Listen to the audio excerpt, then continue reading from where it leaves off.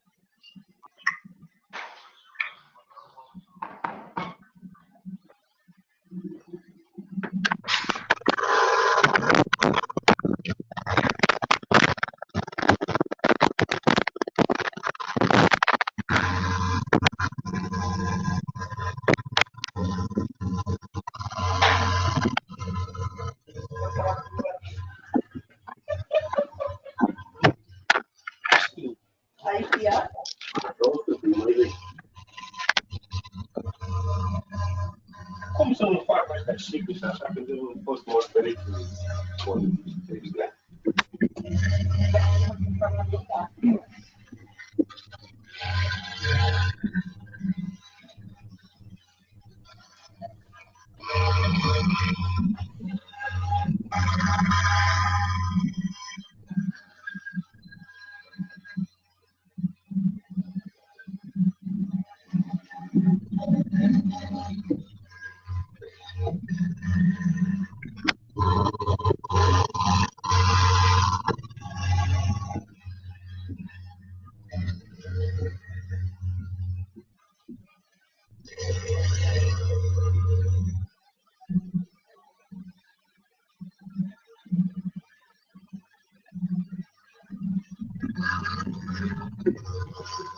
Hello, good morning, everyone.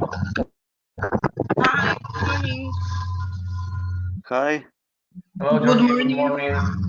Good morning. Something bad is hearing. Yes. Unfortunately, it's a little bit challenging because we are a lot of people and there is a lot of noise in the background. Please close the microphone. Don't speak.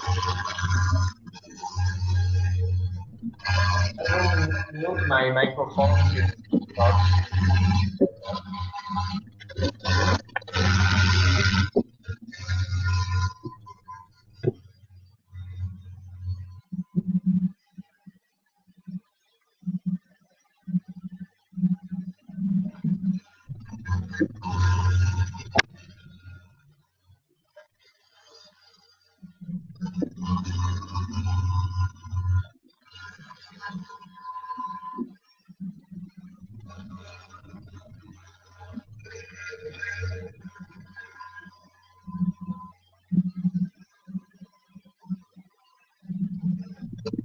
It's not possible.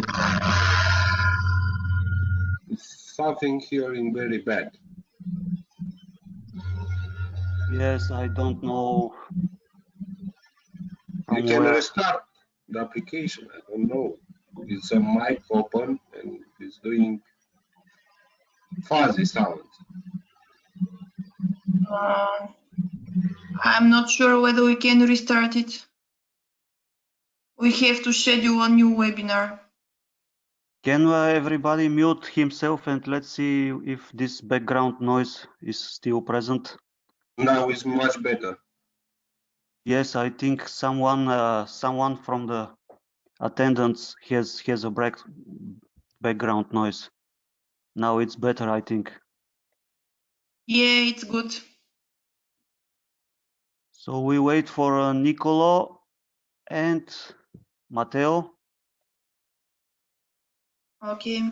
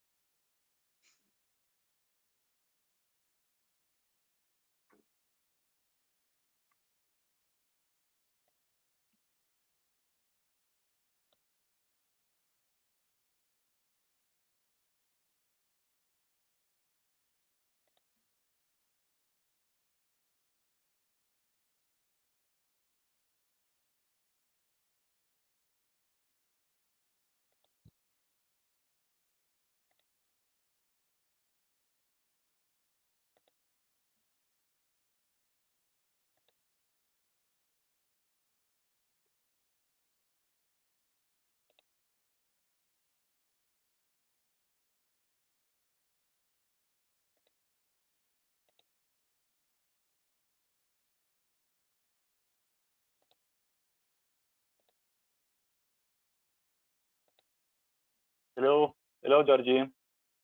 Hi, Can you Matteo. hear me? Hi. Yes, it looks like for some of us, the system has blocked the microphone, but for some other, the microphone is not muted. It's very Okay, strange. but I can see that now everything is working well, right? Yes, for you now, everything works okay. Okay, but you don't know if this is the case also for the others. No, now Like, it's okay, but somebody has a fuzzy noise in the mic. okay.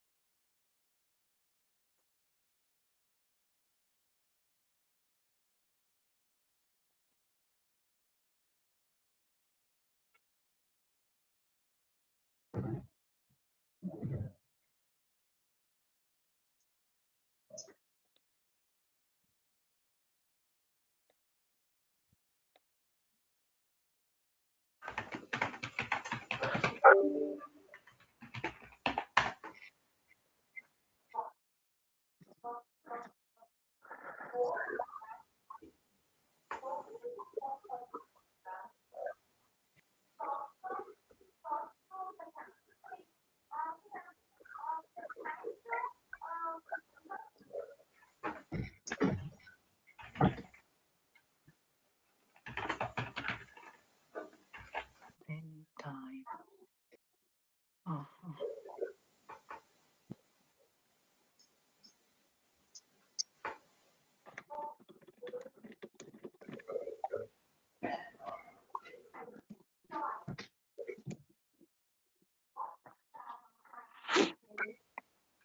Hey, is anybody there? Yes. Yeah. Hi, Giorgi. It's Nicolo. Good morning, Nicolo. Good morning. Hi, Nicolo. Hi, Matteo. I'm here as a participant, so I cannot see who is there, who is not there. I guess Georgie. Me neither. Yeah. Yes, it looks like I am the only one who can see the Okay. list of participants because I logged in with the GPP-STREAM account. Ah, okay. You are the lucky one. Yeah. Sorry about this. So you have the power now. Yeah, but I see that when people Jordi, enter, can you hear me? yes, I have to unmute everyone because when you enter, you are muted. No, it's possible to choose your option from the control panel. Now we have 16 attendants.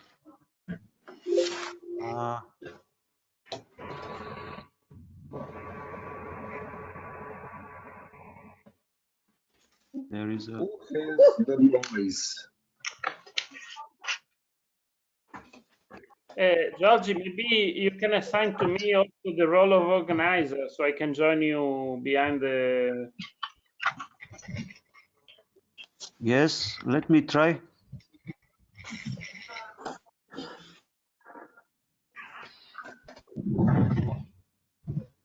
You can right click on the name and promote him for an organizer.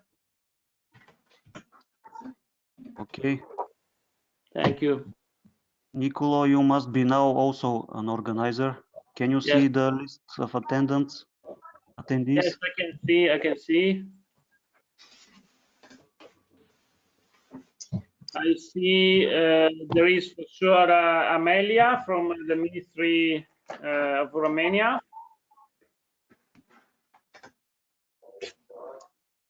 Andrea Garcia from Spain. Hi, good morning. Hi. Hi. Hi. Hi, Amelia. We can hear you. But I can see you. I don't know why. Okay, I will try to put my. Okay, to put on my website. I will try to make more people organizers. Okay. Okay. So you can see me now. Yes, we can. Fine. We have Carlo Pigat from Regione Friuli Venezia Giulia, Dana Vocino from Fondazione ECOSISTEMI, Fabrizia Bartolucci, I don't know from which Lazio region. Okay. Now we have also Georgiana Nedelea from Romania as well, from the Agency of Northeast. Matteo Gordini,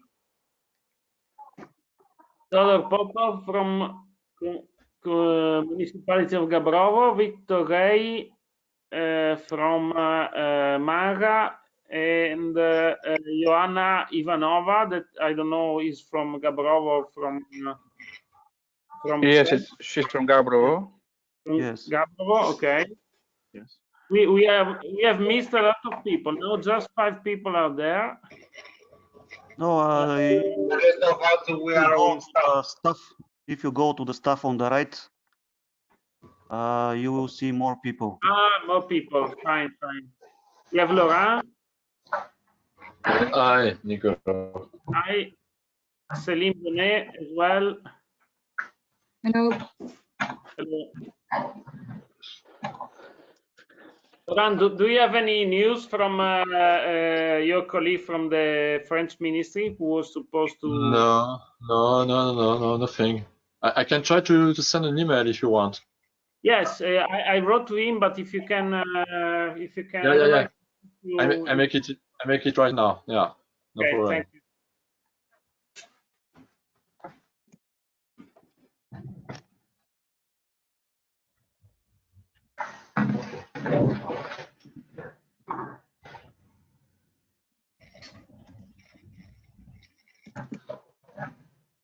So I can see you. I don't know why, because it's possible some problems with internet, but I'm hear you.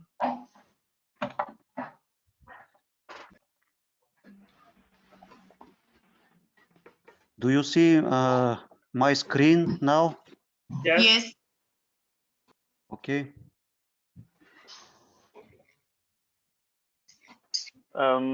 Nicola and Georgie, do you think that we should like switch on the camera so that all of us can see who's participating, or maybe it might be overloading the connection.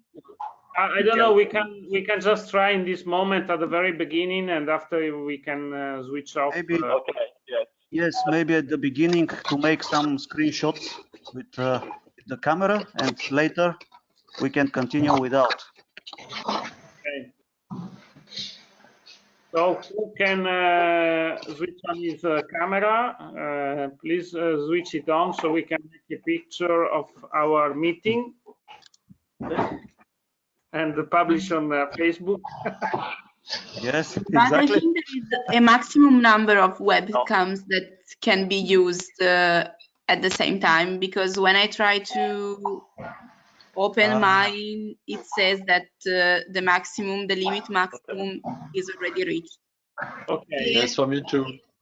For me too. So just keep it like this to make a print screen, and then the other ones. Smile. Five at a time. Only 5 at a time. Do a picture, Georgie, after we switch. Okay, we can switch. Okay.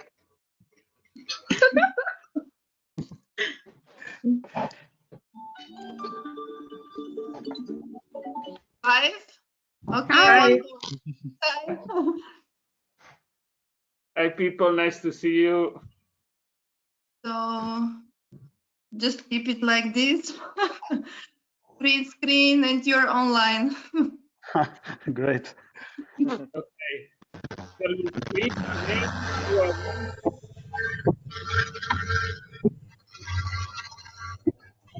Someone has a background noise. Wow. So can we Some try? noises in the micro. Hi.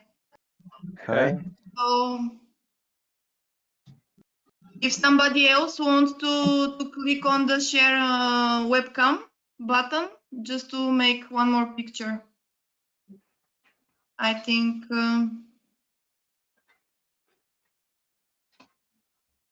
Okay. Sì, non so se però è personale, quindi non so se magari ti dà le errore. Great. Yes, we have enough photos for the social channels. Yes. Okay.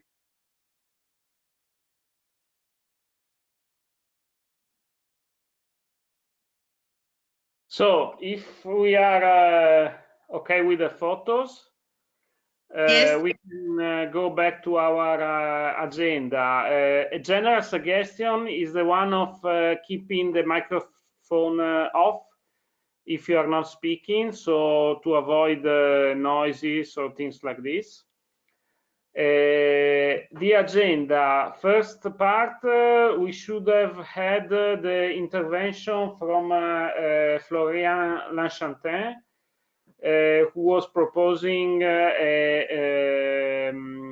who had a proposal for the final project event. Now he's not online at the moment, so what I propose is to skip his intervention, and if he will join us later, we will just give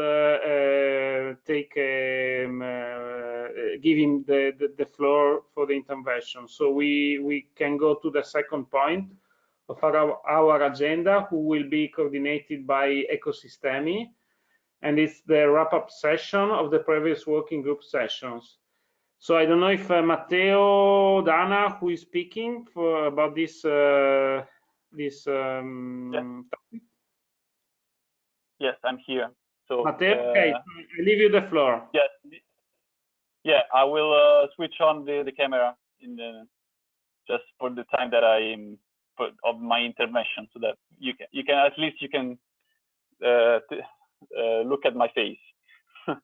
So as Nicola was saying, as Nicola was saying, we are like this session will be dedicated to the wrap up of the community building working group meetings that we had during this week.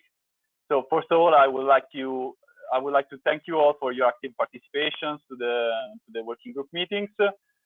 Both meetings were very successful, as the discussions brought out many useful suggestions and pointed out the potential space for improvement of the actions presented. We will let you have a tailor-made, as I also specify in the agenda, we will let you have a tailor-made feedback to the actions presented in the next few days. They will be included in the final report of the community building meetings. What we would like to do instead in this session is to provide you with some general observations regarding the actions presented during the two working groups. In particular, we would like to highlight what we think are the common weaknesses, issues of some of your actions. In this way, when you revise your action plans, you can focus on improving the aspects that the JS will value the most when assessing your documents. So when deciding whether or not to approve your action plans. Let's say that the first transversal issue observed during the presentations is related to the link between your actions and the policy instrument. In some cases, the link to your respective policy instruments is too generic. So is the description of your policy context. We observed in some cases, someone said that the action improves the integration of GPP into the policy instrument. So if this is your case, you should try to be more specific. Try to always keep in mind the question, in which way does the action contribute to the improvement of my policy instrument? And also the question, why is this action strategic to the improvement? It is strategic within the administrative and policy context of my country, region, or municipality. So it is contributing to overcome one of the main obstacles to a wider adoption of GPP in my territorial context. So think that this is something that both the JS and your stakeholders want to know. That's the reason why it is very important to specify the policy context in which your action plan will be implemented. They want to see if your action is fulfilling. The rationale here is that they want to see if you are fulfilling a major need, or if your action is overcoming a major obstacle which is specific to your territorial context.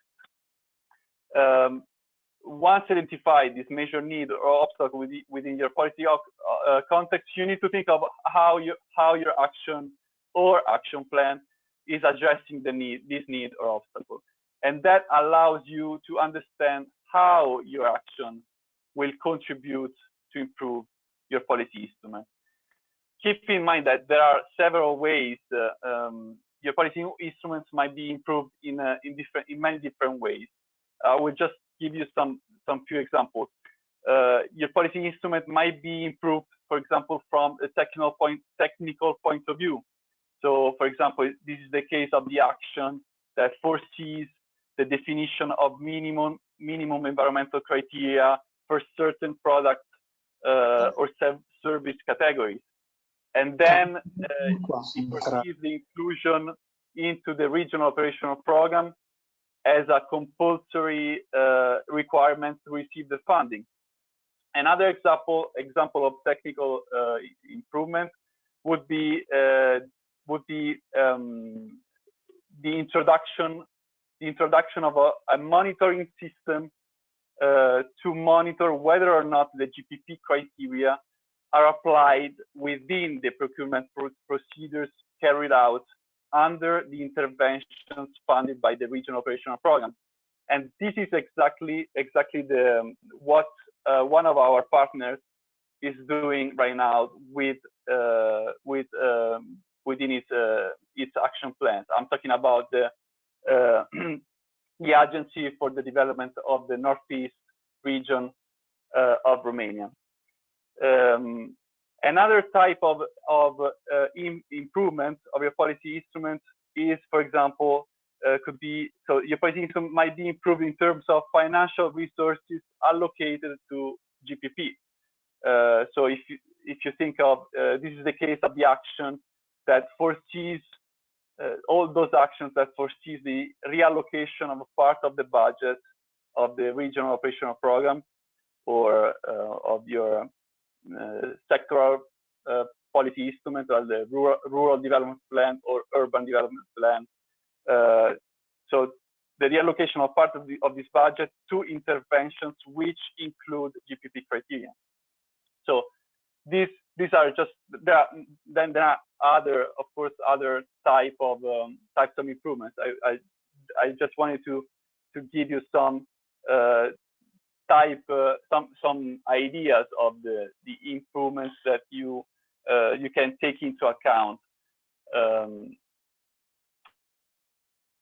for your policy instrument. Another common issue observed is related to the link between your action and the lesson learned. I know that this is quite a tricky thing to do, to link your action to the lesson learned. But what we saw in the presentation is that in some cases the link to the lesson learned refer to a best practice activity or presentation discussion from the first phase, and this is okay. But it doesn't mention the specific experience that inspired your action. So you should try to delve a little bit further into this link by describing some details of the experience of the other partner and explaining the reasons why it inspired your action. As a source of illustration, some of you mentioned experiences from public entities external to the GPP-STREAM project. For example, the experience of the municipality of Barcelona regarding the implementation of GPP. Well, be careful, because even though we are talking about an experience carried out in another region, the JS might object that this is not something that emerged during the transnational learning event, I'm sorry, during the international learning process undertaken within our project, undertaken during the phase 1 of our project. So the rationale here is that the JS wants to know if the first phase of the project was in some way useful for you to get some ideas for your action plan. So you always need to find something done in phase 1 to which you can link your action. Otherwise, the risk is that the JS will reject this action. Also, keep in mind that this is not just a copy and paste. It is not necessarily, at least, a copy and paste process. So it's not necessarily about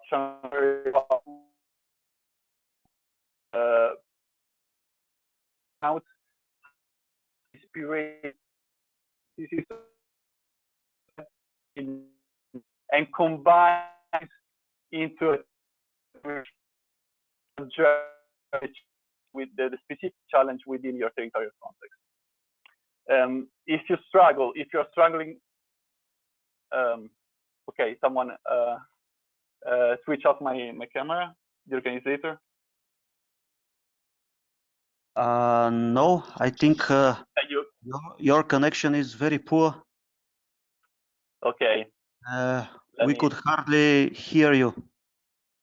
You couldn't hear me? What? At least I personally couldn't hear you sometimes. Okay, let me try to switch the connection to the from the Wi-Fi to the mobile phone. So let's hope it's working better. For the last 3 minutes, we didn't hear you. What did you hear? Which is the last thing that you heard? Let's say the last 2-3 minutes, Matteo. The last 2-3 minutes. Just the last, yes. The last 2-3 minutes. Yes. Maybe the last 1 minute, maybe. Yes. Okay. So you do you want me to start from the second point of the one related to the link between the action and the lesson learned? Yeah, Matteo, you were talking about the example of taking something from Barcelona or something like that. Okay, perfect. Okay. Last moment where we began to have troubles. Okay. Let me just try to switch the connection to the mobile data, from the Wi-Fi to mobile data to see if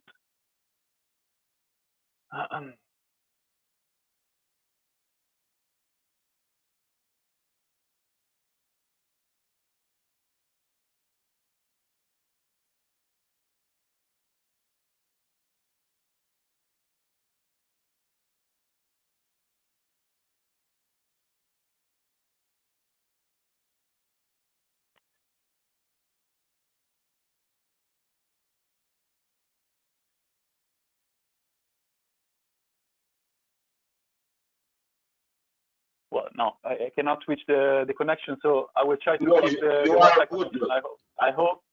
Okay, now okay, we are hearing you. Just so I will ask Dana to interrupt me in the case that the signal goes bad and you cannot hear me anymore.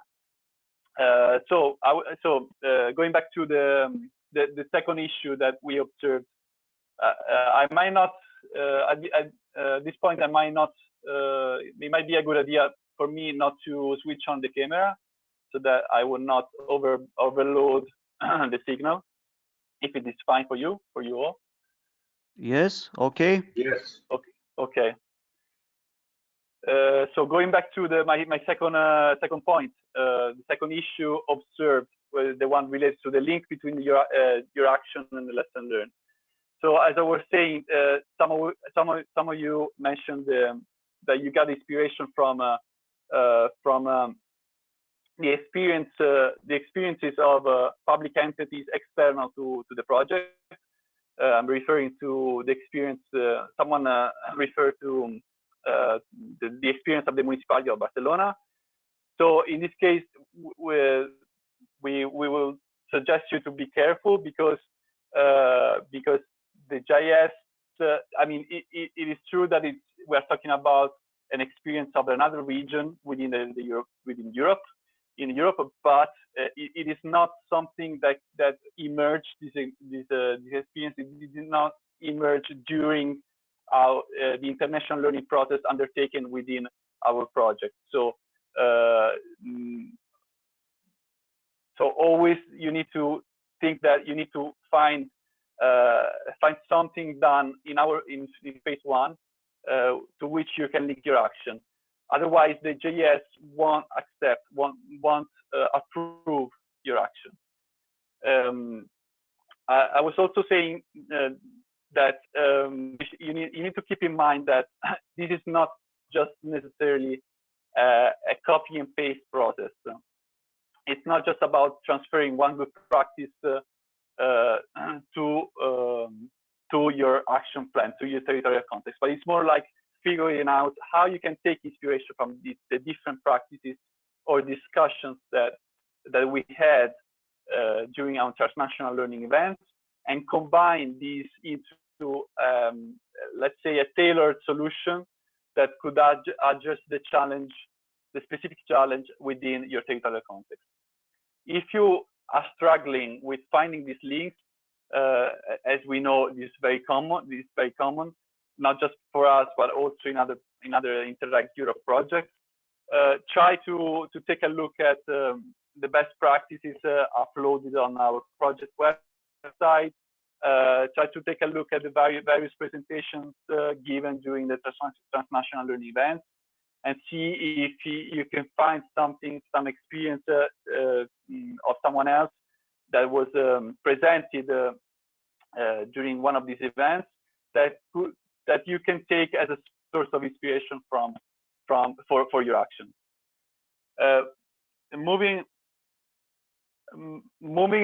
to the next common issue observed. The other issue, the other weakness observed is related to the type of content of your actions. That's something that I already mentioned during the working group meeting of yesterday. So what we observed is that in some cases the content of your, that's true that, I mean, we know that it was like one thing is presenting an action, so trying to be synthetic, try to be through a synthesis of your action. Another thing is like putting the action in the writing on the document, so writing in details. But so keep in mind this for when you will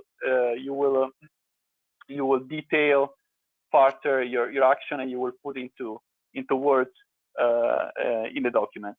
So what we noticed is that the content of your action is more related to a strategic document rather than an action plan. Keep in mind that the action plan should not be considered as a strategic document. It's not a strategic document or a vision statement, something that a list of the things that you are willing, you want to do in the future. But but they need to be detailed. They need to be. They will be detailed in the future. They will be specified in the future how to carry out them. But it's a very, very practical to-do list of how you're going to put into action the lesson learned during the project. So it should be a practical document ready to be put into practice once it is approved. Keep in mind that after the submission and the approval by the JS, you will not have the chance to further detail your actions by modifying the action plan or adding in integrative attachments to the document. So that means that in June, you will need to start the implementation of your actions exactly as detailed in the version of the document approved by the JS. So this is something that is very important to keep in mind. And this is also the reason why it is very important to assess the technical, the financial, and the administrative feasibility of your actions in advance, before the submission of the final version of the document. Because you won't have the chance in the future, after the approval, of modifying anything of what you wrote. And this is also the reason why it is important to have the endorsement, for example, a letter of intent or a signature of the main stakeholders actively involved in the implementation of your action. Especially when we talk about the policy offers in charge of the policy instrument address. So if you don't do this in advance, the thing is that if you don't do this in advance, trying to have the endorsement or obtain the commitment of the stakeholders who will be in charge of implementing the several activities of your actions, the risk is that you won't be able to implement your actions in the next 2 years. And as I said before, you cannot change this action. Once they are approved, you cannot modify this action and the activities. And this is also the fact that you won't have the chance to adjust your actions in the future is also the reason why you should describe the actions in detail before the end of May, And when I talk about describing the actions in details, I'm also referring to the specific activities that will be carried out under each action. So let's do an example. If your action is the capacity building on a certain topic, related to a certain topic, which must be specified, of the public procurers of a certain number of municipalities, so you need to also specify this. You should detail all the activities that you need to carry out to implement this training. So if you don't have available trainers internal to your organization, you will need to publish a notice to select external experts to design and implement the training courses. So in this case, the publication of the notice would be your first activity. Then a second activity would be the implementation of the training. And here you will need to specify exactly when the training would be held.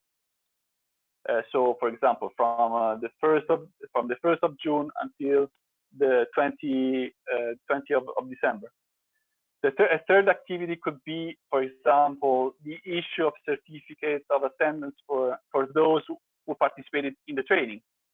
And finally, the last activity could be the inclusion of certain criteria which were the focus of the training in real tenders by the officials who participated to the training, and so on.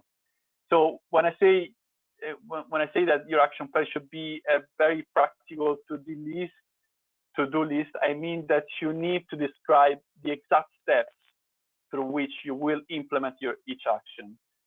And this implies, of course, also the estimation of the cost and the identification of the exact financial sources necessary to move from one step to the other.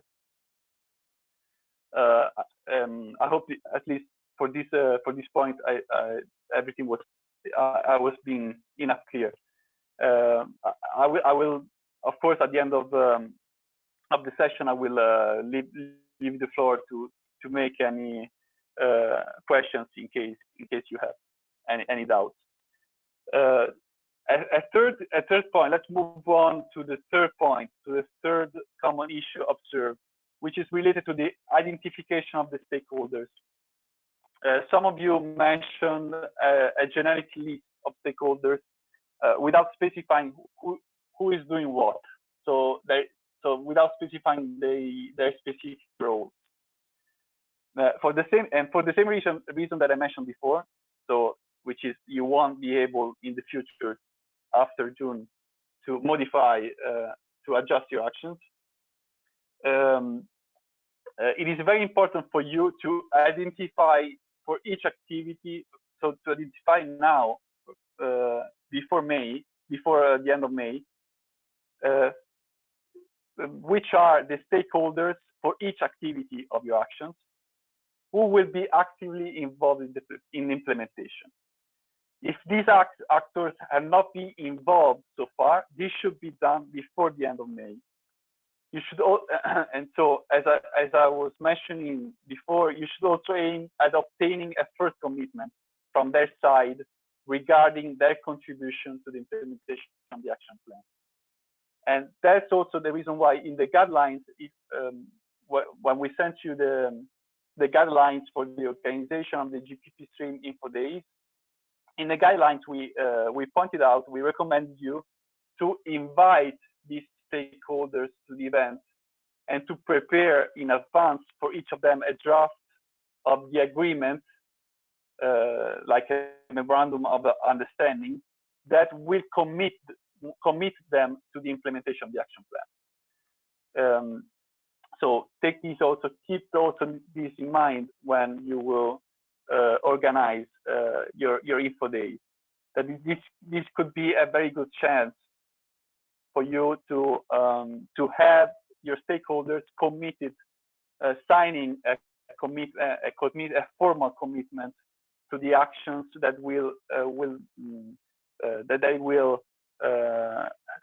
they will implement the action of the action plan that will contribute to implement. Moving to the next point, to the next issue, observe. Which is related to the estimation of the cost and the identification of funding sources. We saw that in some cases the estimation of cost is lacking completely, while in others the estimation doesn't reflect the actual cost related to the implementation of the action. So be very careful. Try to estimate. To make a better estimation of the cost from the very beginning, and try to aim at breaking down the estimation into the cost related to each activity of your action. So the cost should be estimated for each activity of your action, and not in general for the action plan, for the whole action plan, or just for each action, but also for each activity of your action. Regarding the funding sources, some of you mentioned the GPP-STREAM budget. So keep in mind that the budget, as we already pointed out in the past during during the Transnational Learning event in Lyon, keep in mind that the budget of our project doesn't foresee any resources to be used for the implementation of your action. So the resources must be taken from other funding sources, unless I mean your actions are to cost zero for your organization, maybe because they can be implemented, and this is the case of actions that can be implemented by the staff of your internal working group. Of course, in this case, you don't need any. You don't need to find external other funding sources. The last point that we want to highlight, pointed out, is related to the description of the indicators to monitor the implementation of the action. Some of you didn't specify how the implementation of the action will be monitored through the second phase of the project. Even in this case, keep in mind that your actions are supposed to be measurable. So that means that they have to be implementation related. If the indicators are lacking, if you don't have any indicators, it's very likely that your action is too generic, and it's not measurable. So it should not be included in your action plan. So we suggest you to avoid, for example, very abstract descriptions such as awareness raising or lobbying activities, because in these cases it's very hard to find the indicators to monitor your action. And another suggestion that we would like to give you is that to keep the number of actions low, because the more actions you have, and the more difficult will be to monitor their implementation. So keep in mind also this, that your action plan doesn't necessarily need to have too many actions, as long as they are concrete. You have like 3, 4, 5 very concrete actions with very clear targets. I think this would be a very good. I mean, it would be very assessed in a very good way by the JS. So keep in mind this. And so this was it for our observations. I don't know if I wasn't enough clear in some points, so I would like invite you to make any questions in case you have doubts. So I leave the floor to any of you who wants to make any question.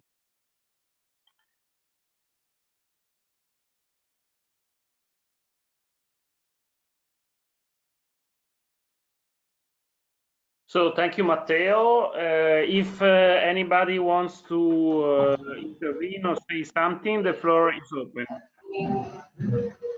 So just one more final thing, that of course we will send you these observations by email, so you will also have a reference.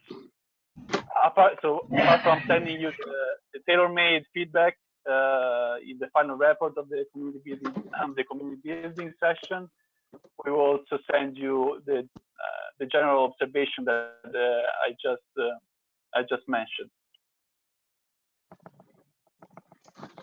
Hi, Matteo, Amelia.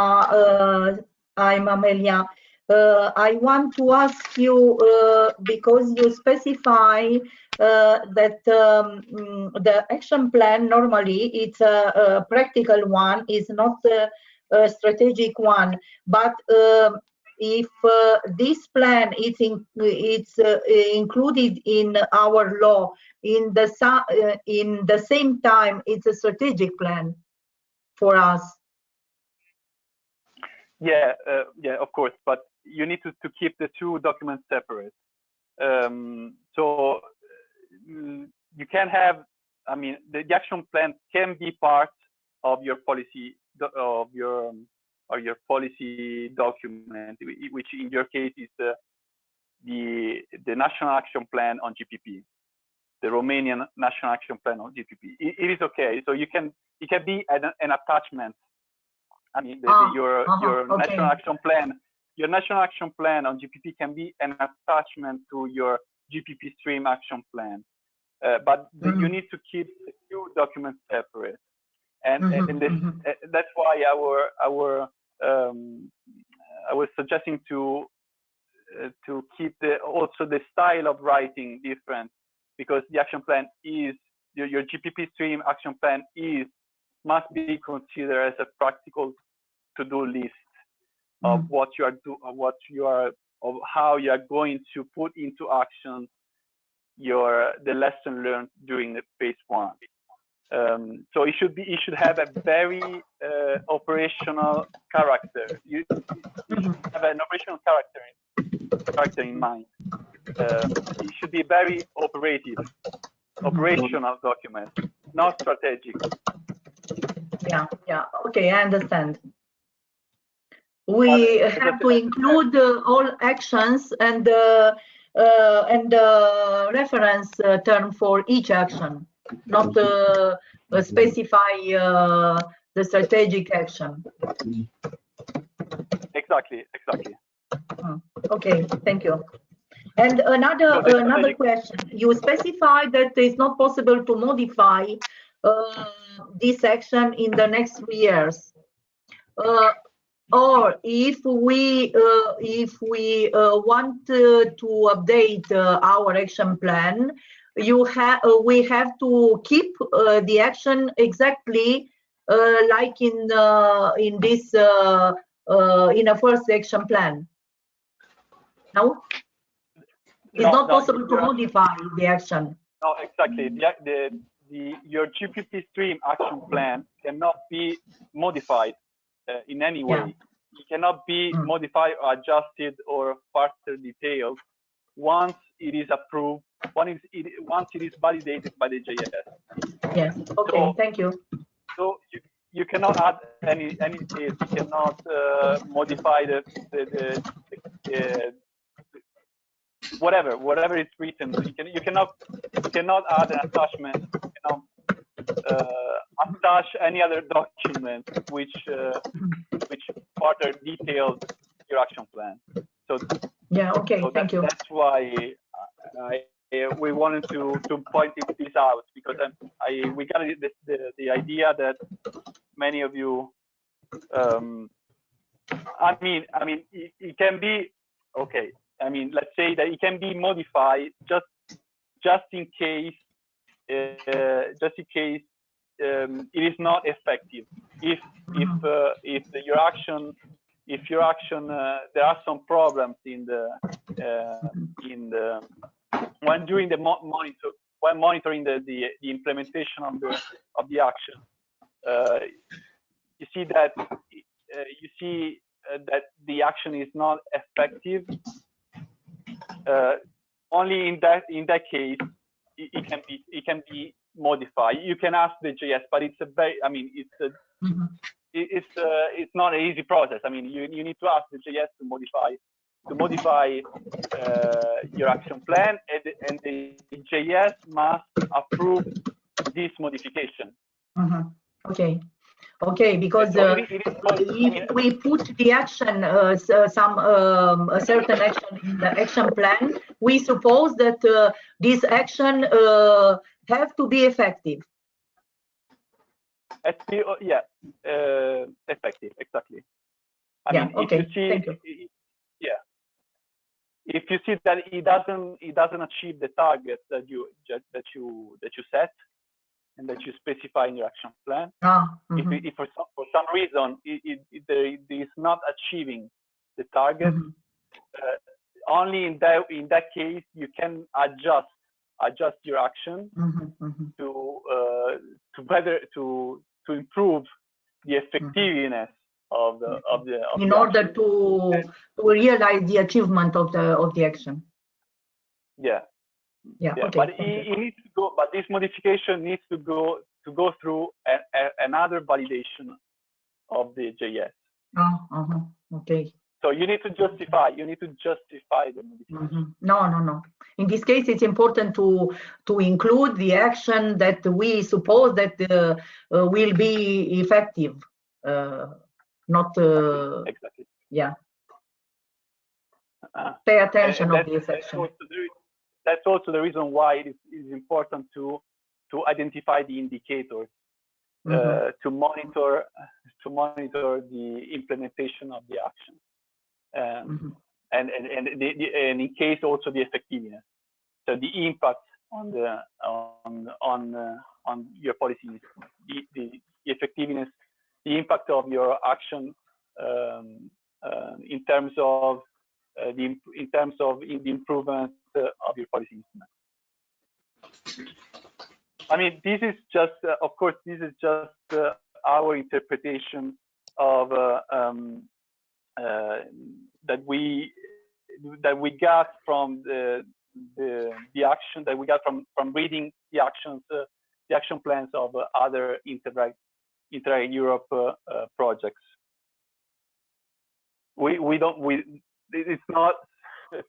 It's not a certainty, but we think that this might be the process. That might be the process of an eventual need of modify your action. Okay. Matteo, thank you. Now, as Mr. Florian Lanchantin joined us, and he was supposed to have to talk earlier about his proposal for the final event, I propose to interrupt for a few minutes our question and answer session and give the floor to him.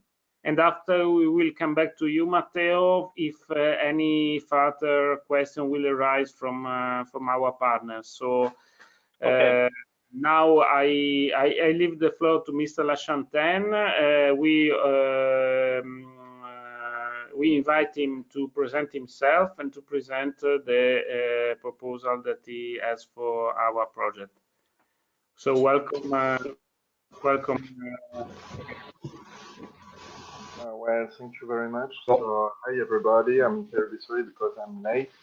But in order to talk about this subject, so in 2020, as a France will take the French presidency of the European Union, and in order to organize a green public seminar who will be doing for 3 days, we will be glad to organize some final green public procurement stream commit.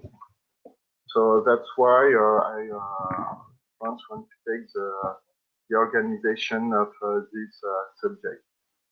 So I don't have lots of information to show you because it's far away. We have time to organize it. I already talked about with sorry. I've already talked about with Nicolo, excuse me, Nicolo, and that's why I'm talking it. So if you have a question about the organization, it's I don't have enough, but I will be glad to organize it. And this event, we can have the French presidency label for the European Union. So it can be very interesting to couple the different events.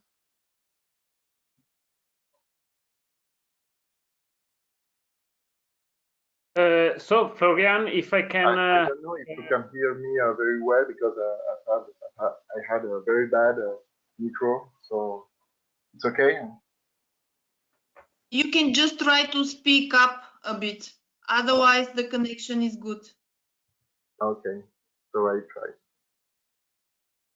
Nicolo, you have a question? No. I thought you had finished. You can keep on with the. You can continue with your presentation. I don't prepare a very long presentation, just to tell you that France is very interested in order to organize this event, the final presentation of the GPP-STREAM, and we can integrate it in a GPP seminar who will during 3 days. So to give you more information, the first day we belong to the GPP European expert. The second day will take the annual GPP France journey. It's a journey where the ministry invite the different actors and procurers in order to speak about the GPP.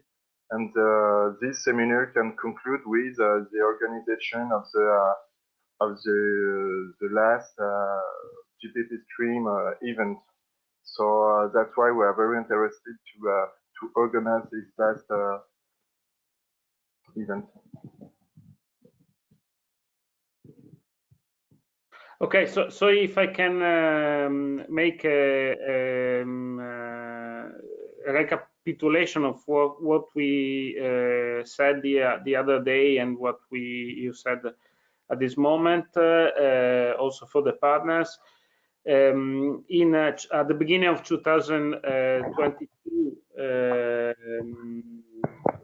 France will take the presidency of the European Union. And in the framework of the events that are organized by the presidency, you are proposing to host our final event in France. And this will be set in a 3 days event. The first day will be a national day on GPP. The second day will have a focus on GPP-STREAM project, and the third day there will be a meeting with EU with experts at EU level. Is this correct? We are not sure for the program, but that has 3 items. Okay. What I already spoke with the JS, with our joint secretariat, about your proposal. What they stressed is that it is needed that there is, so the one day that is on GPP-STREAM needs to be specifically dedicated to the GPP-STREAM project. And they also say that there is a need to have the participation of high-level policymakers, which I suppose that in the framework of the presidency will be quite normal to have. So these are the 2 points that the program, the Inter-Europe program, wanted to stress about the proposal. I don't know if you have any comment about this.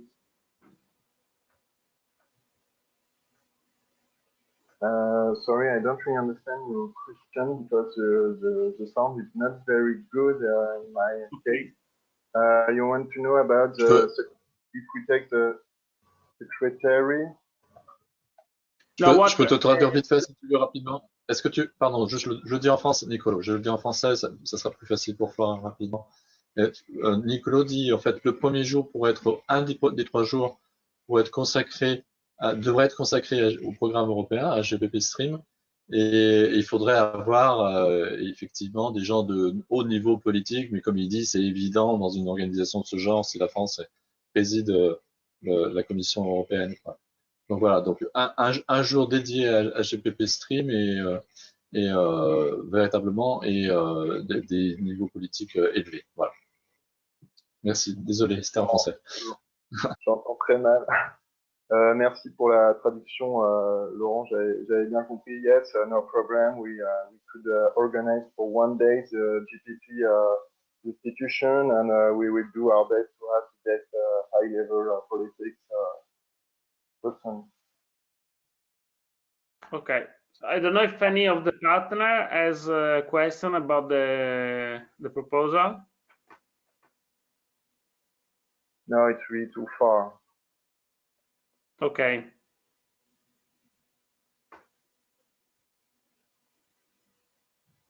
Now we will discuss further about it at the end during the steering committee that we will do this morning, Florian. So we will after what I propose is that we write to you the outcome of the discussion in order to set everything.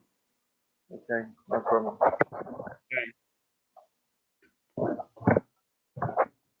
Okay, if I don't know if somebody has something to add about this. Otherwise, we thank you very much, Florian Lanchantin, for his proposal, for his intervention, and we will go on with the next point. Merci Florian, merci beaucoup. Okay, thank you very much, Florian.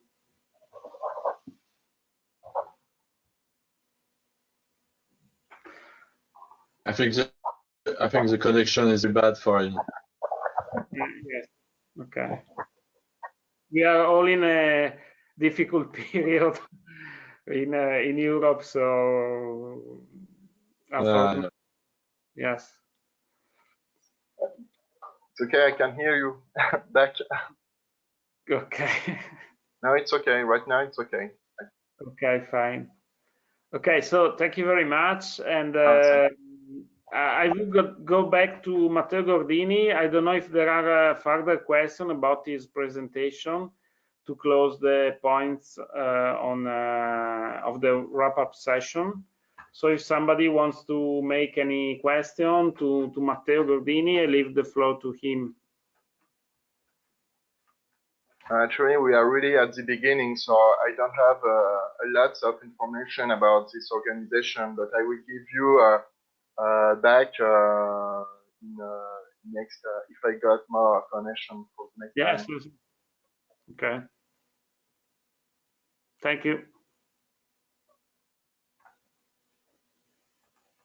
Merci Florian, on peut te libérer si tu veux, si tu as d'autres obligations. Merci à toi. Merci Laurent. Je vais rester quand même écouter un peu la suite. Matteo Gordini. Yes, here I am. So if there is anyone that have any questions related to the observations that we made, please raise your hand. And otherwise you can also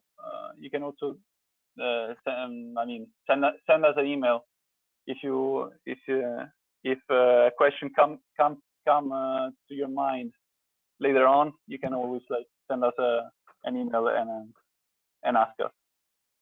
But as I was mentioning before, we will send you the general observation. This general observation will be sent to you by email in the next few days with the specific tailor-made feedback of your actions, of the actions presented to during the community building meeting.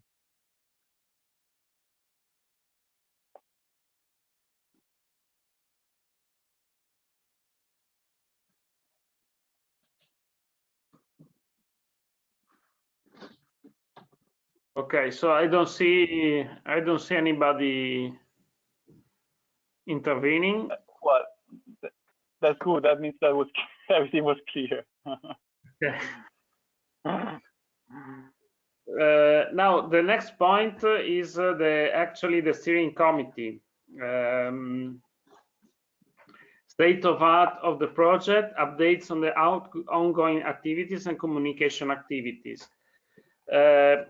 We have actually two big issues. One is about the activity, how it's going, each action that we have to do, and the other one obviously concern the current situation with the coronavirus emergency that we are all facing.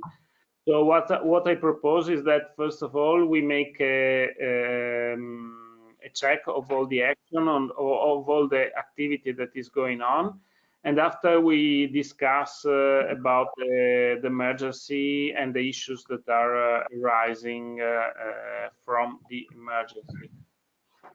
In the last few days, together with my colleagues Carol Pigat and Matteo Tosolini, we asked you to have some feedbacks about the different activities. Now I will a little bit go through. I will also ask to Georgie and to the other colleagues who are involved in the different activities to take the floor about each point.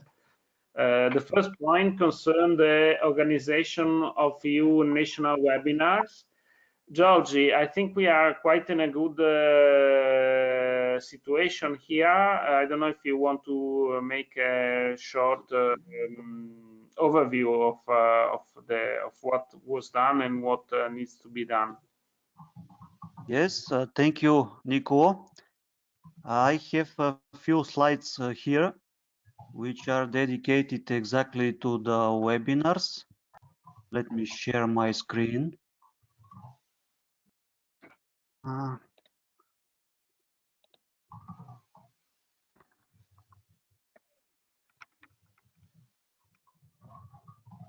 Sorry. So if we summarize these activities, we have activity A8 and A15. Just a second. So A8 is organization of one EU webinar and 5 national webinars. The topic was the role of GPP for resource efficiency. And similarly to this, A15, again, we have one EU webinar and 5 national webinars, but with different topic. This time, GPP specificities for EU funds beneficiaries and for urban and rural development plans. We, together with ECOSISTEMI, have developed a very detailed description about how to perform the webinars. We have distributed this description a long time ago, so every one of you has it. The situation with webinars. So I try to summarize the webinars in this table. So for Bulgaria, we have performed just activity A8, and hopefully I have to discuss with our colleagues from Gabrovo, of course. We hope that in April we will have the second national webinar. In France, I am not sure if they already performed both webinars or just one of these. Maybe Laurent can tell me more about this. In Italy, we already have both webinars performed. Thank you very much to What's Your Region and to Region Friuli Venezia Giulia. They split the activities very well and they performed both activities at national level.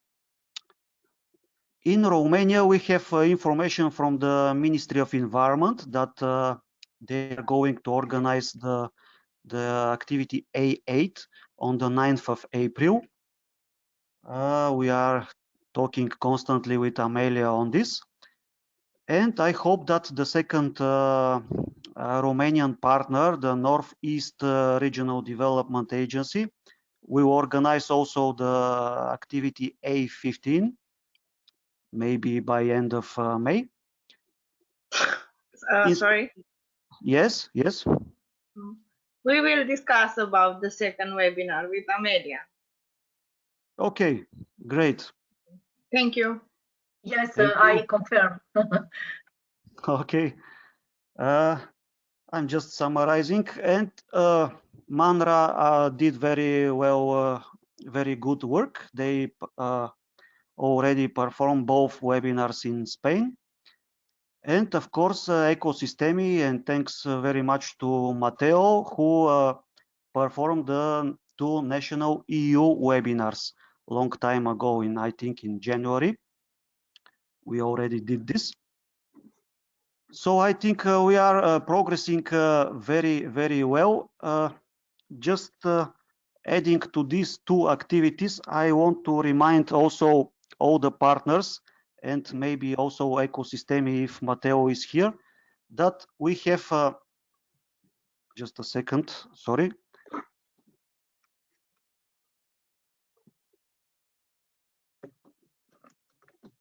Within the frame of the communication activities,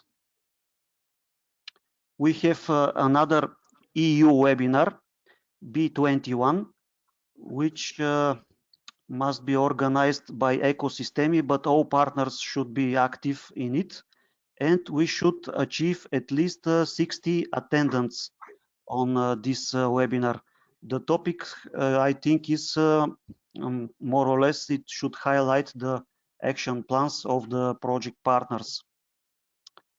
So maybe at the very end of phase 2, maybe in May, we have to organize this EU webinar. And you can see that we have to achieve really a lot of attendance.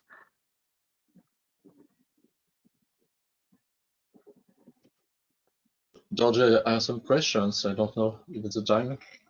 Yes, yes, Laurent. Yes, that's for you, for Georgie and for Nicolo. As you said, yeah, for France, we plan at the beginning to hold the webinars meeting at the beginning of May. But as I've wrote in my previous email, the problem is that the regional council asked us to postpone it because, as for everybody in Europe, we have the same problem in France, as you know. And so it's possible for us to manage to plan something, of course, as a webinar to another date, on only a webinar in May. But the regional council is really waiting for us, and so is asking us to postpone it really later, and we don't know when, but after May, because according to him, that's really a very bad time to propose something to French people and to every people in Europe, and I guess. So we can answer to the application fund, and we can organize it, of course, but I think that's not really a good idea for France. That's a question for us. So if I understand, your regional council is asking you to postpone the webinar after the emergency. Yes, yes, exactly. Well, we can always manage something. Sorry. No, what I can tell you, okay, I don't know what were the contents. What I can say is that actually, and this was our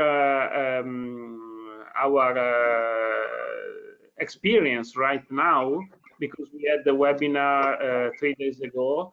This is a very good moment for webinars because actually I mean, we had 99 people participating. We had a very huge audience because a lot of people are at home. I don't know, but that depends also on how because the administration in our region is working from home, and we have quite a good level of connectivity. So we managed to do that, but I would consider, I don't know, it's up to you, but I would consider to do it in this period because actually people are at home, so it's quite easy. Yes, yeah, you're right. But of course, but the question, the issue is that the regional council want to be strongly involved in the management of this meeting. Okay. So for us, it's possible to manage another meeting without them, but we don't know how many people we will have, and the question is that without the regional council, that's an issue for us in France, really. That's our main partner, you know. We are a regional agency. Yeah, obviously, yes. Okay, we can maybe we can keep this on one side, because after we will talk about the issues related to the emergency. So we take into account the fact that you are saying that you would like to postpone the webinar after the end of the emergency. And in the second part of the steering committee, when we talk about the measures and the issues arising, we can go back to this point. Thank you. I just take note about this.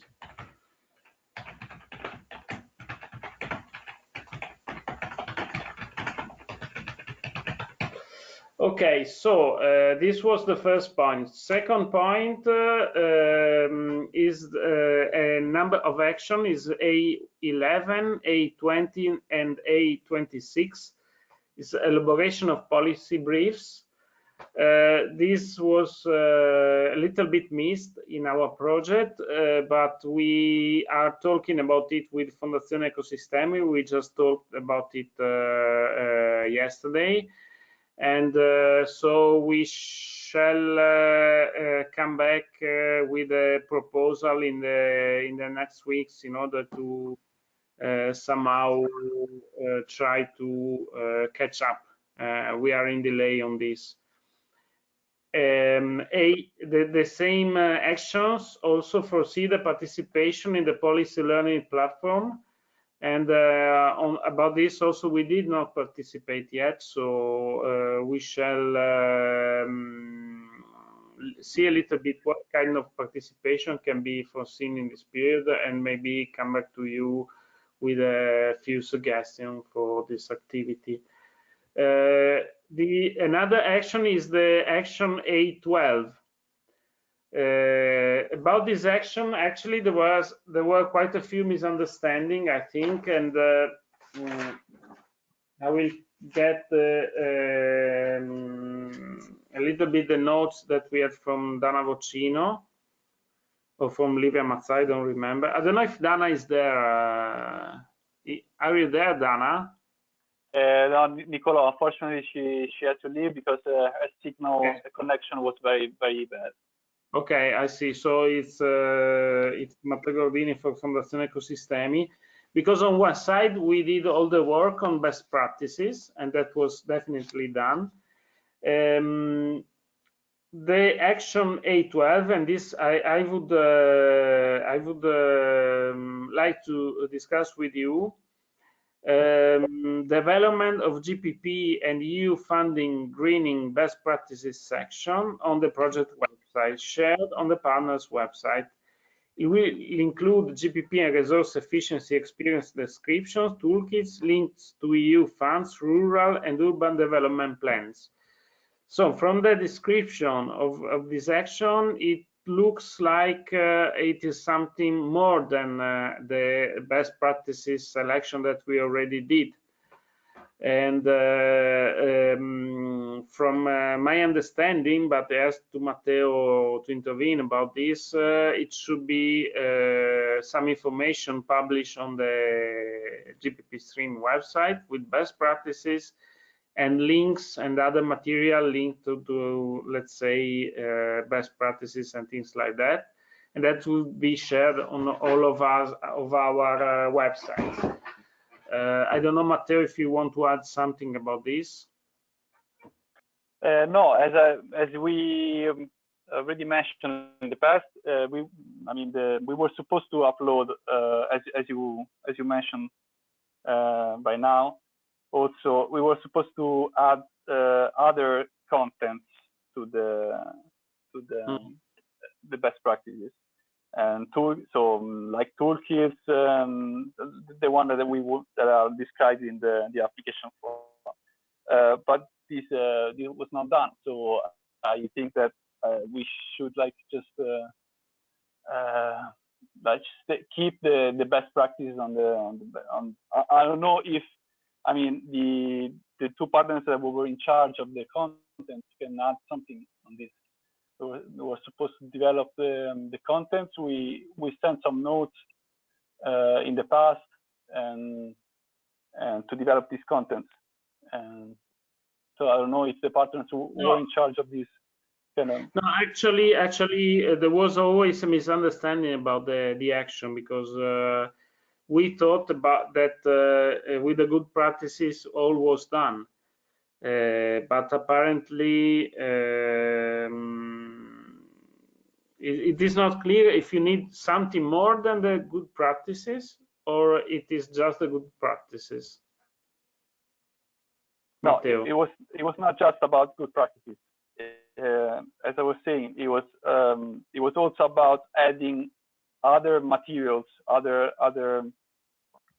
sources like the toolkits or other content that we didn't upload. But I don't know if you got any observation by the JS on this. No, not yet, because we did not go in depth on this action, so not yet. But to solve this issue, we should try to maybe set up a little working group between the partners involved, us, Aura, Lazio, and you, and try to find some information. I don't know. That's the only way I can see this can be performed. I don't know if colleagues from Aura and Lazio want to intervene about this. No. Good morning, I'm Gianmarco, Lazio region. Sorry, but this morning Maria was busy, and me and Fabrizio are here. And about this action, I talked with Maria, and she told me that the best practices are already done, but I understood now that we have to improve this action. So I can ask with Matteo and Maria and about this action, and we can improve this material inside the website. So we can do in next days. Okay. Georgie, on our website, is it possible to add something to the pages that are already set up, or is just like that? You cannot. Well, maybe. Yes, Tatiana. So we can add another tab up on the green field. I think there is like no limitation, or probably one or two more that we can add. So it can be named toolkits or useful information or anything. I think that we can try something. Okay. Georgie? Yes, I also think that an additional tab is possible, but I was wondering what exactly will be the source of information which we are going to upload. Is it going to be a PDF file, or it will be written directly on the website with some links? So we have to think about the content which we are going to upload, in what form? Well, yes. Well, if we're talking about like toolkits for the adoption of GPP, they could be like, I don't know, I'm thinking of maybe calculation sheets for calculating the environmental benefits of GPP, checklists for the analysis of resource efficiency benefits. So we're talking about documents. We're talking about Excel documents, Word documents, and it could be also links, as you were mentioning, links to best practices in which there is a connection between GPP and European Union funds. Best practices in which there is a connection between GPP and rural and urban development plans. So it was just, this activity required like a little bit of research, of test research, to see, to collect this information, external information, and to put them, and to like organize it and to put it in the context of these topics, of this issue, and upload it on the website. Excuse me, Matteo, I don't know if it's my connection or your connection, but I couldn't understand everything. We could share an email for explain exactly what we have to put inside the add to the best practice. So it's better to share other by email, maybe clear email for understand what exactly we have to put the best practice. Okay. Of course, we will send you some notes regarding this activity. Okay. Thank you. So just have in mind that probably it's not going to be part of the good practices tab and good practices page. It's going to be really another place for this information, like additional tab with links or downloading files. We will see later. Okay. Good practices is just for good practices. I can't add anything there for toolkits or for download. It's gonna be another tab. Yes. Yes, thanks. Okay, next action, next activity, the activity. Oh, somebody wants to say something about this? No, I just pointed out the website where we can allocate new tab. I just let you can see better. Okay. Yes. So maybe here we can allocate. Suggestion of a document or some link, you can keep us also posted so that we try different things with the platform of Interreg.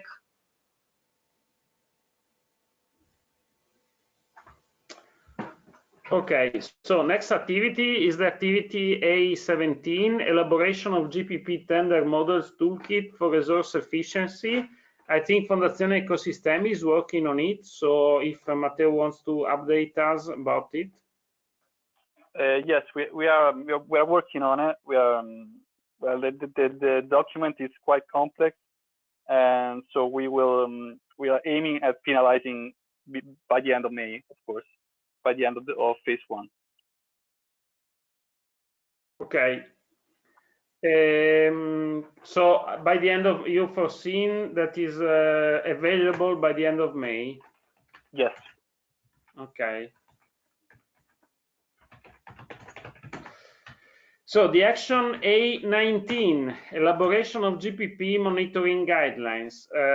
That's our responsibility, and we are working on it. We are working also together with Fondazione Ecosistemi, and we are planning we need some information from the partners.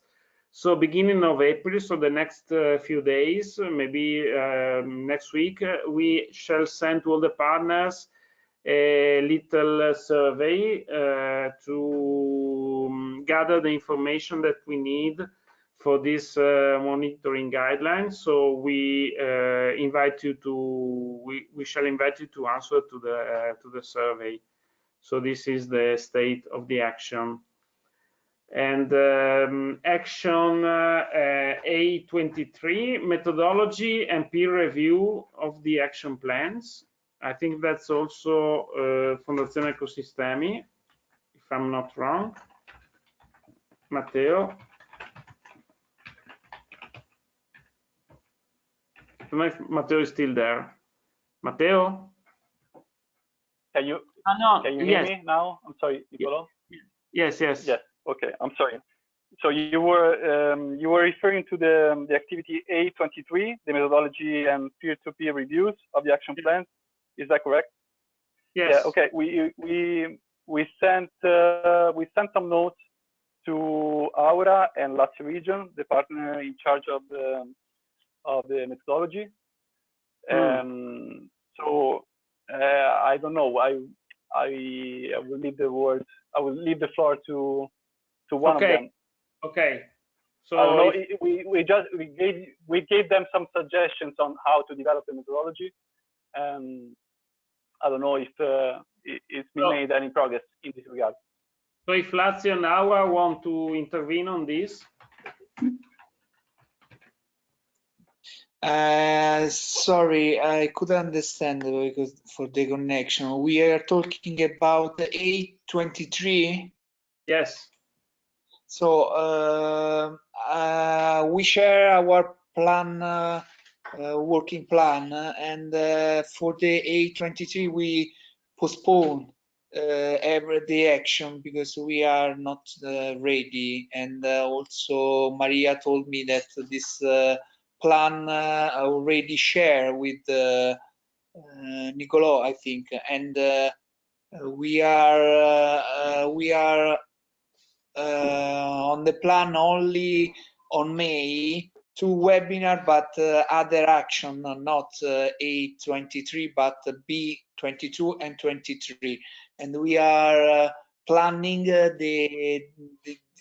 with the stakeholders to different webinar or meeting, but we are waiting for the emergency. So we are deciding this period, and we have to wait for deciding to this webinar and or meeting we are that we planned, but not about this action. Sorry, I don't know exactly. I think this action it's about is the methodology to do peer-to-peer review between the partners. So it's like a peer-to-peer meeting for to analyze together the action plan of each partner. So it's quite an important action in my personal opinion. And it needs to be done obviously before the finalization of the action plans. I don't know if Aura wants to say something about this, because it's Lazio and Aura that are supposed to. Yes, I can say something. We are not really clear. I responded to your email, Matteo, about that. We were not really clear on what we were supposed to do if we were we were waiting for Lazio to give us more information on what they're planning for the methodology. So we have not done anything on that right now. So what I can suggest is that you arrange a meeting between the three of you, so Fondazione, Lazio, and Aura, to see together what you can do about this action. I don't know, Matteo. Sorry, I did interrupt you. No. It's just that we gave some suggestions to Aura and Lazio to develop the methodology. You can just start from those suggestions, and I mean, it's something that must be done necessarily before the end of May, and we're talking about eight online meetings, which can be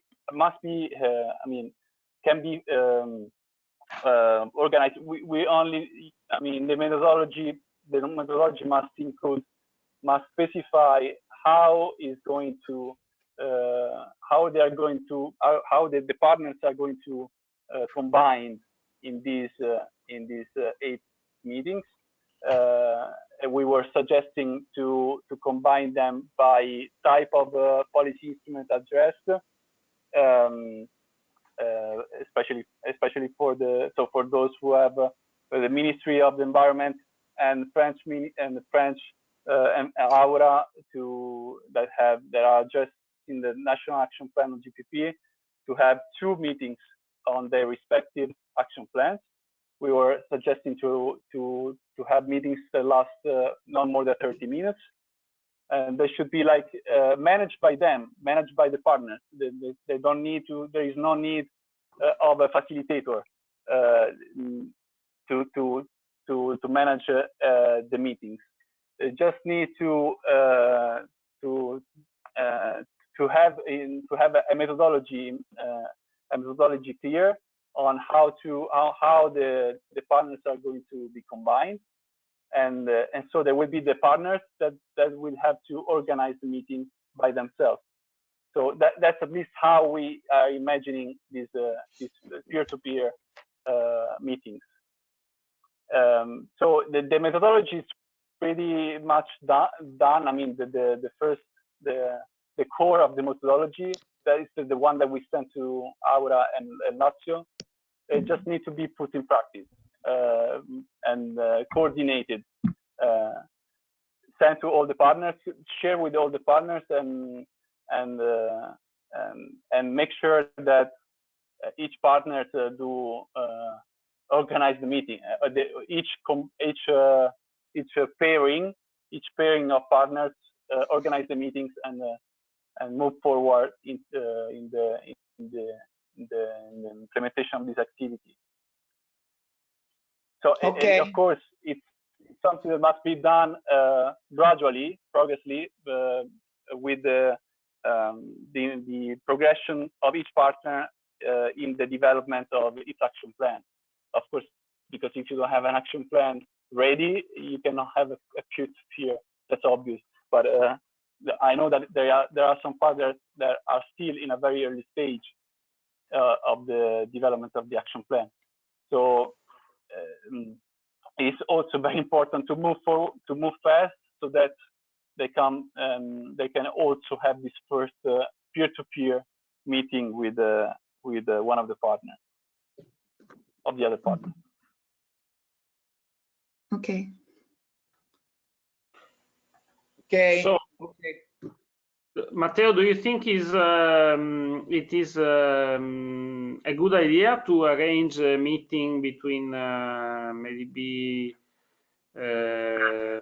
you? We could also intervene if you want, as for you, Venezia Giulia, Lazio, and Aura, to set up the work plan for the action and also for the management of the action. Or I don't know if you want to go on in another way. I don't know. I also asked to the colleagues of Lazio and Aura. Oh yeah, of course. If Lazio and Aura need a support for the coordination, we can. Of course, we can organize a meeting. Of course. Yes, we're okay with that. Okay, yes, so also for us, it's okay. Okay, so if you want, we can also participate. You just invite us, and we can be there. Otherwise, you do between you, and it's fine. Matteo, will you circulate the mail with the colleagues to set up the date and everything? Okay, see, yes, Okay. it's better. Fine. I'm sorry, I didn't understand what you said, Nicola. No, did you miss everything, or just a few? No, that's your last question. That's your last question. No, the last question was only if you circulate an email, set up a date and an hour for the meeting in order to organize it, and after it's just practical. Okay, yeah, we will get in touch with Aura and Lazio, and we'll set a date. for the meeting. Perfect. Okay. So now we have two last points. One is about GPP streaming for days, and the other one is elaboration of action plans. I would skip them just a moment and leave the floor to Georgie for the communication activities that so he can make us an overview of how things are going. Okay, thank you very much, Nicolo. Just a second to open my presentation again.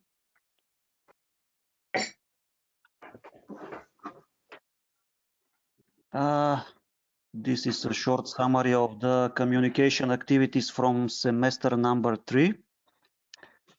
I think most of this have been already achieved. Just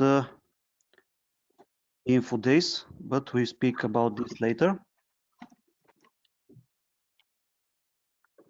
This is a summary of the communication activities in semester 4. I will go one by one for each of them. So B20, we have organization of press conferences, which aim to show to the general public and to the stakeholders the action plans. Of course, this activity is totally impossible at the moment to be carried out face to face. What we suggest is to launch a media campaign about your action plan. It could be just a press release which explain about the measures which you integrate into the plan, and you can write this press release and disseminate it to your local and regional media. I am sure that most of you have very good communication channels. After all, you represent very large administrations, some of you, and you have separate PR departments which can easily circulate these press releases to a large number of media. Or if you are a small organization like us, you can contact media which are absolutely free of charge, will publish your articles and press release. Of course, if you have any other suggestion to replace this activity by some other actions or measures which we could undertake, we can discuss with you. But in this case, in this force majeure situation, we think that this activity should be replaced by a media campaign. Sorry, Georgie, I have a question, please. This must be organized, so the press launches will be in May, because yes. the action plan must be ready and Yes. approved, I suppose. Well, it should be ready. I am not sure if it should be approved, but it should be ready because you have to present it to the general public. So it should be ready. And this activity refers, of course, to all policy partners. It doesn't refer to ECOSISTEMI, but to every other project partner. Yes, I know, but I was interested in a deadline. Until end of phase 1, so until end of May. Okay. All activities which I am going to present now must be implemented until end of May. Okay, thank you. But of course, some activities we have to perform earlier. We cannot wait until the very last day of May. Yeah, sure.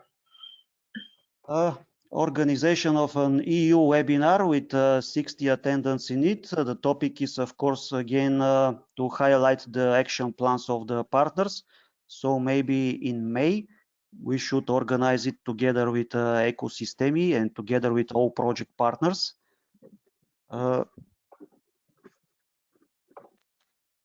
P22 is realization of the interviews. We have sent you just a few days ago an example of a questionnaire Of course, you can adapt this questionnaire. It's only a proposal from us, but you have to send it to your stakeholders, and at least one stakeholder should complete it. After they complete it, please send back the questionnaire to us. Of course, this must be done in English so that we can understand the replies of your stakeholders.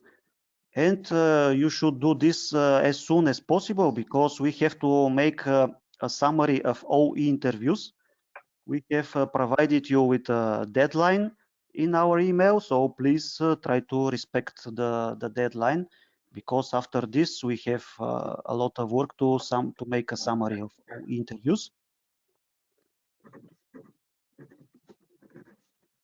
P23 is content development in social media and on project web site. If you notice, we already publish a lot of news on internet media. If you have something interesting, please forward it to us and we will publish it. But we have already many publications. We publish news absolutely every week, and sometimes several times a week, so we have plenty of news. So this activity is going very well. Newsletters, we already achieved newsletter number 6, and now we are going to prepare newsletter number 7. From you, we expect, of course, we expect some news. If you have some interesting news, please complete the template, the Word template, which we already sent you, and return back to us. And after we prepare the 7th edition, we expect from you to translate it to your national language. So this activity is also going very well, in my opinion, and it should be completed in May. Webinars, we already spoke about webinars. So these are the main communication activities. If you have any suggestions or questions, please let me know.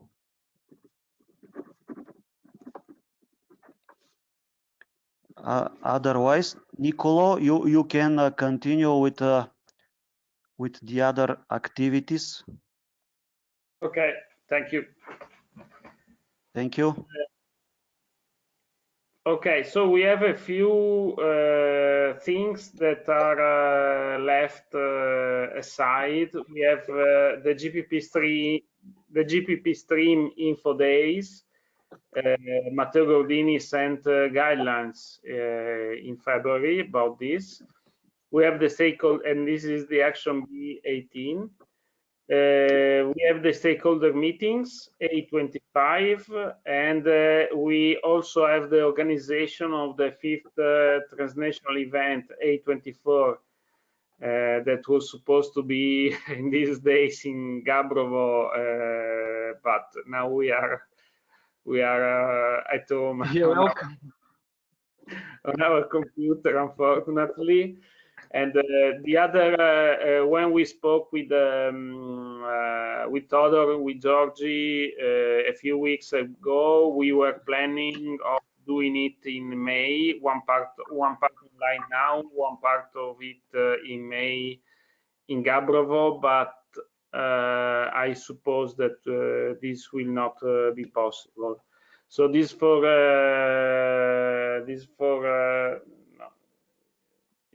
three actions, together with the press conferences, are actually all actions that cannot be really done at this moment, unless you can do some part of them online. So it's possible to think about a stakeholder meetings online. It's not impossible, it's possible. So, but obviously it's not the same thing. So this activity is definitely suspended. I think this is a situation in all the countries. I don't know if somebody has different news, but I think Spain, France, Romania, Bulgaria, and Italy are more or less in the same situation. Yes. Yes, it's absolutely the same everywhere. So maybe we can switch to online campaign by trying to issue some press releases and some online meetings with our stakeholders. Otherwise, it's totally impossible to perform any face-to-face meetings or stakeholder meetings or etc. Okay. This is the only.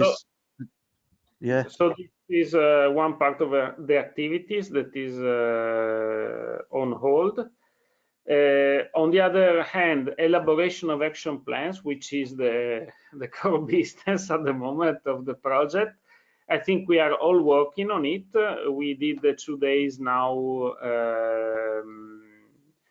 the 2 days of this meeting of us, transnational meetings online. We all see a few actions that are being developed. So this is ongoing, definitely. And so this last part of the meeting is linked to the emergency coronavirus crisis. I got in touch with the JS. I already sent an email to you some time ago, and I also get in touch with them again. And the agreement with the JS is to constantly update them, about how it's going on, what are the issues that are arising. So at the end of the steering committee, we will send them a report.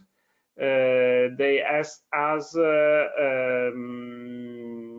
have a clear overview of what our activities are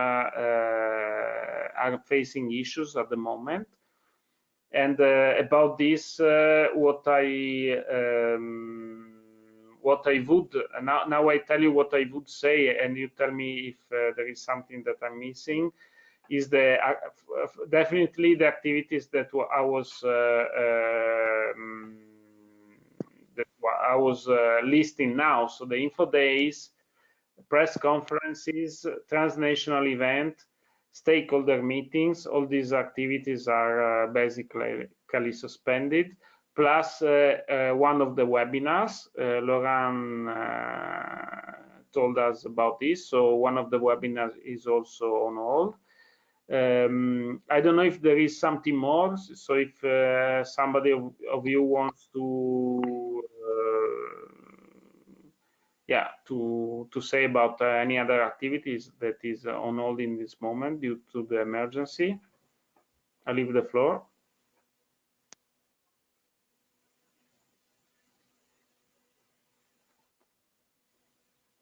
So these are the activities. The other thing that the JS was asking is what is the impact of the crisis on the development and the delivery of the action plans. So we need to report to them if there are any issues about the development of the action plans. So I have actually not full information about this, so I would ask to the partners to intervene and explain us if they are facing issues in developing their action plans during this period.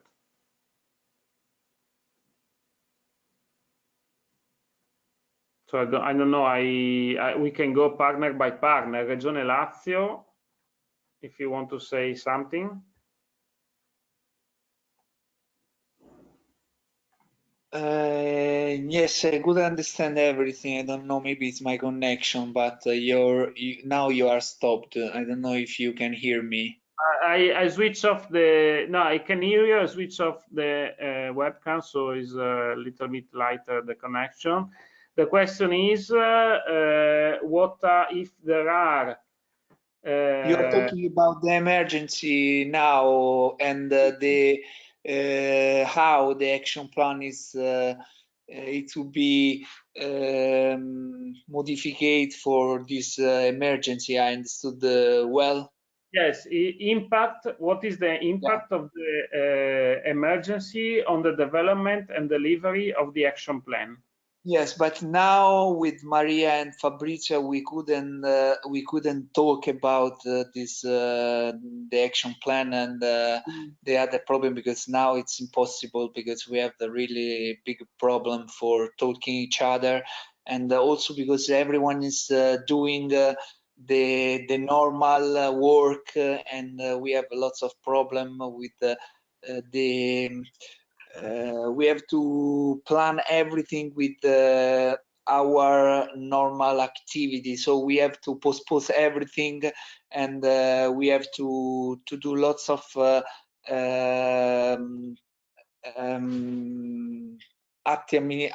administration activity for our stakeholders, and so we have lots of problem. But now I understood everything, so we can share everything we told here and with Maria, and we can talk about how to improve the action plan for this emergency, for this coronavirus problem.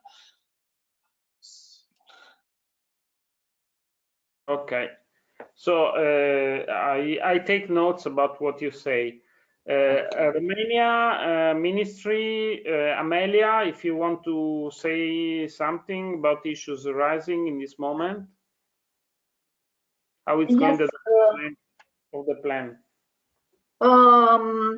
Yes, there are some difficulties regarding our discussion with all stakeholders that are involving in the plan, but in action plan. But I think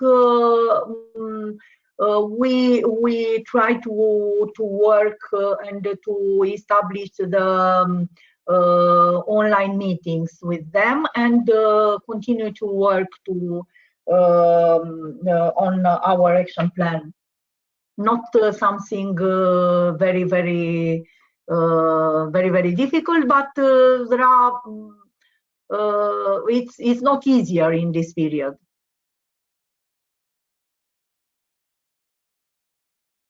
You can hear me? Yes, I can hear you. Thank you, Amelia. You are, by the way, developing it, and you think that you will be able to have a draft? Yes. We discuss with them the second draft of our action plan, but I'd say in this period it's really is not very easy to communicate like physical meetings. It's not easier, but we try to solve this problem, and we try to work on the developing of this plan. Okay, thank you very much. Northeast Regional Development Agency. So we almost finished the final version of the action plan. We will have an online meeting, but I am not sure when exactly, with the stakeholders in order to discuss the plan with them and to see if we need to make changes or not. So we are okay. We are not so affected by this, in this matter, I mean. Okay, thank you very much. Gabrovo. Hi, from me. I think that with the action plan we will have no problems, as we have our almost final version translated and sent to all of you if you want to have a feedback. Our problems due to the COVID-19 pandemic is with the open days, because we haven't organized them yet. And also I think that from the action plan we've already produced, we will reduce maybe some of the activity, because we don't know how long and how will be in the future situation. So maybe after your feedback and after we publish and communicate online the plan, we will reduce some of the activity because not to put the plan implementation to be in risk for any restriction about the physical meetings, etc., or presentation that we have organized visitor to our waste management organizations. So this is how it will be. And the biggest problem about the COVID-19 is that we will be continued to be underspending. As for the fourth semester, we have a big spend for this transnational event, and we will maybe not do this spend, so we'll continue to be underspending. Okay. After the end, yes. Okay. I hope you will give us a feedback for about our action plan. Or yeah, thank you. This is the effect from the virus in Bulgaria for now. And just to say, to continue, Nicole said that maybe we will have no meeting in Bulgaria. I'm almost sure that it will not be happen physically because yesterday actually we realized that the emergency situation is suggested to the national government to continue till 15th of May and maybe even till end of May in Bulgaria. So this means that it's impossible to plan anything in the May. Okay. Okay, thank you. Okay, thank you. CSEG, Georgie. Hello again. We are working now on our action plan, but I really don't know when it will be ready. Probably we hope that it will be ready in a first draft version in April. Maybe at the moment we have about 50% of this document ready, but we are working yet. So maybe, I don't know, the third week of April we will have the first draft version ready. And maybe, Nico, I have also one question. When our action plans are ready, at least the first draft versions, can we send to JS for checkup before the deadlines? Yes, what I wanted to say at the end, but I can say it now, and is mainly addressed to the partners that are already in a good, that are already drafting the draft, is that the JS is available to analyze and to give some feedback on the drafts of the action plans, mainly also in this very delicate period. So.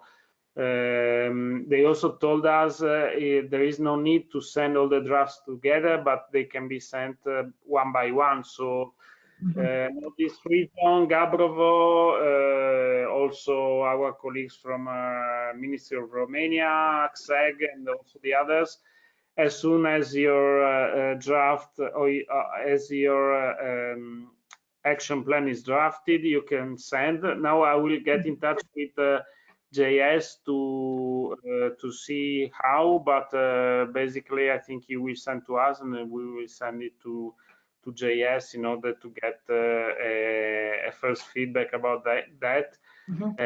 And I would say you are strongly advised to do that because it's really a big help JS can give to us and help us developing our action plans. And that could also help the other partners because obviously something that is a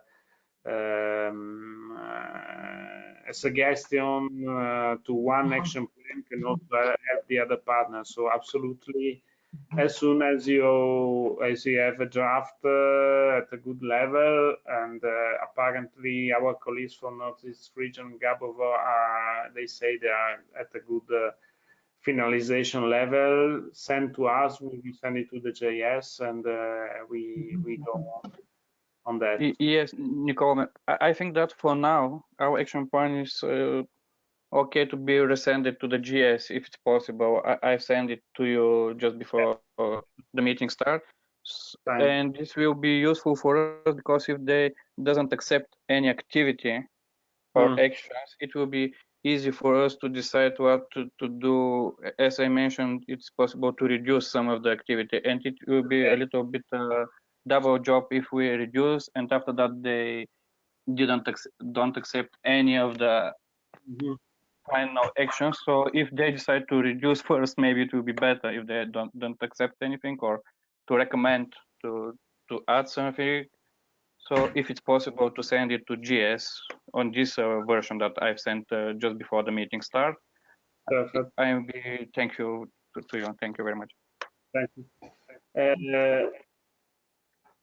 Mara, I don't know who wants to intervene. Andrea? Yes, maybe you can hear me. Matteo? Yes. Yes, we hear you. Okay, okay. Yes, for us, the state alarm here in Spain, it means a little bit problem for us because we have some meetings scheduled at the middle of May that we have to postpone. So we have an online, we have a meeting with a training stakeholder. There's an educational center, environmental center here in Valencia. So we postponed the meeting sine die. So we wanted to include that in our action plan. That situation, a difficult situation, it's a problem in that point of our action plan. Also, we have some meetings with the technicians, the potential beneficiaries of the training, according to the capacitation. That is one of the action in the action plan. We can not do that. And there are other meetings that we are trying to move to online with another stakeholder, with the European Funds Direction here in Valencia.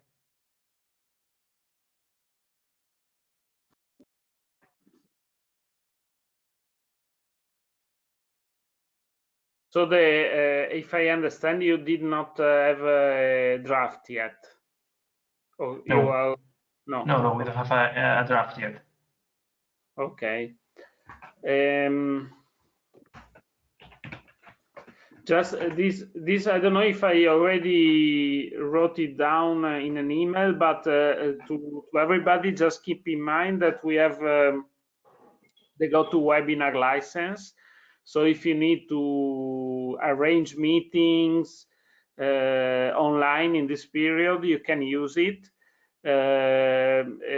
We agreed with Georgie that you just inform him, because the meetings cannot overlap. We cannot do 2 meetings at the same time.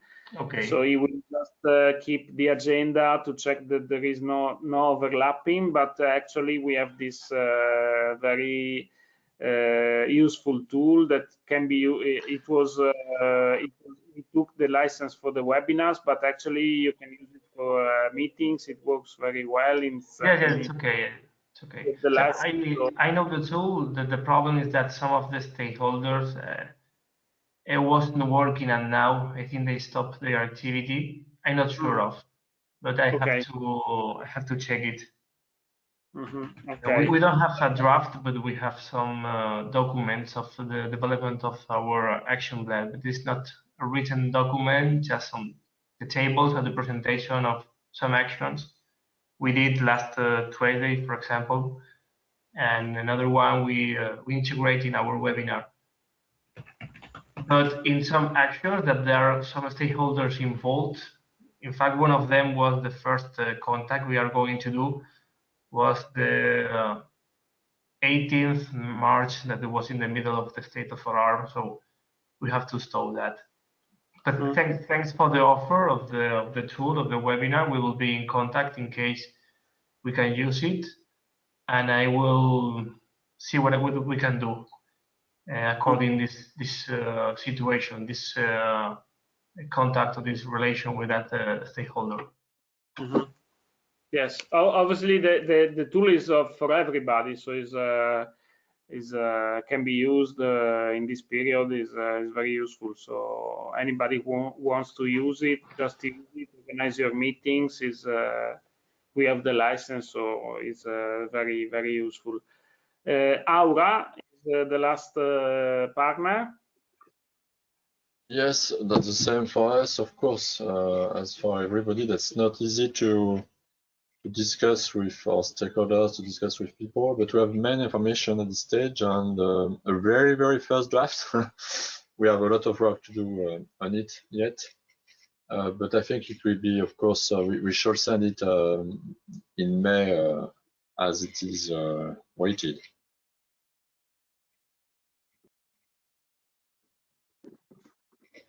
I understand you plan to have your draft in May, your draft action plan. Yeah, yeah. Okay, but you cannot organize, if I also understand, you are not able to organize meetings with the stakeholders, even online is quite difficult. Yeah, it is. Okay, and I guess you need, by the way, to get in touch with stakeholders to develop the action plan. Yes and no, it's possible. We have a lot of information. We know people, we know the subject, green public procurement. It's possible to write something, but to manage a new webinar, that's not so easy. And once again, the regional council would like to make it later. Okay, fine. So this is a little bit, thank you everybody for the overview. What I will do, I will make a report to the JS to update them about the issues that are arising and get the feedback from them. I'm sorry to interrupt you, Nicolo. I was just wondering, just since we are like, given that we just talked about the progression in the development of the partners action plan. Since we need to, we need to organize these peer-to-peer reviews meetings. If I understood it correctly, the partners who will be available, who already have, who are already ahead in the development of the action plan. So they would be able to have a first peer-to-peer review meeting. Would be Gabrovo and the Northeast Region Development Agency, right? Is that correct?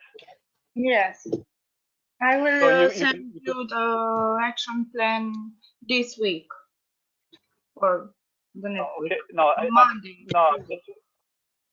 I was just wondering if you were ready, if you would be ready to have a peer-to-peer review meeting of your action plan on your first draft in the next 2 weeks, so that we can like plan. We can make some. Together with Lazio region and Aura, we can plan. We can schedule the pairings. We can organize the pairings and schedule the meetings. Because I don't know, if we don't know which is the progression in your action plans, if there are some partners who don't have not even a first draft, it might be difficult to organize this meeting. That's why I was wondering who will be ready to have the first peer-to-peer review. So we said Gabrovo for sure, Northeast why not? Regional Development Agency, and I don't know, what about the Lanchantin, Julia, Nicolo? What's the situation regarding your action plan? Would you be able to have a first draft by the mid-April and have a peer-to-peer review meeting? In the second part of April, we hope, yes, to have a draft. We are working on it. We have already talked with the stakeholders. We are fine, so we don't need further discussion with them. So we are developing it, so it's possible, yes. I can confirm you that, but it's possible, yes. Okay. What about CSEG? Would you be ready to have a review meeting, a peer-to-peer review meeting? When?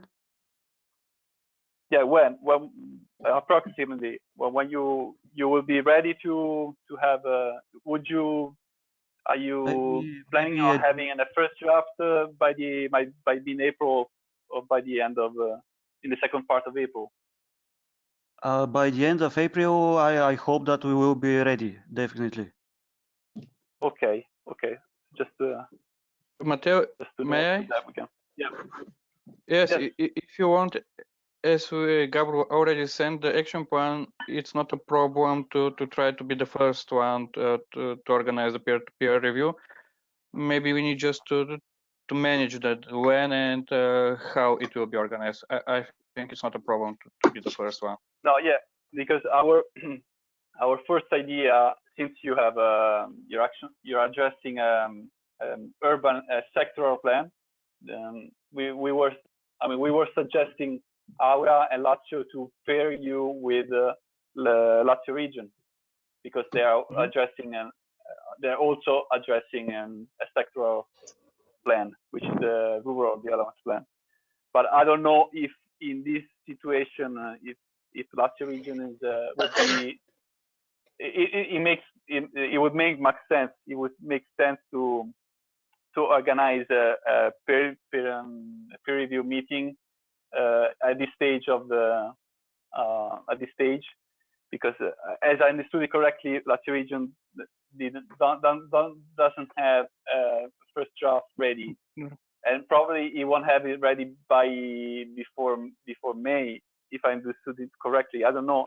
That's why it's very important for us to have at least an estimation, a prediction of when you are going to have at least a first draft, or at least if you can let us know when you will be available to have a peer-to-peer review, so you have some elements, you have some content that you can share with the other partner, because otherwise it's very hard for me, for Lazio, and for our Aura to plan, to schedule these meetings and to make the pairing. I don't know if you can get my point. Yeah.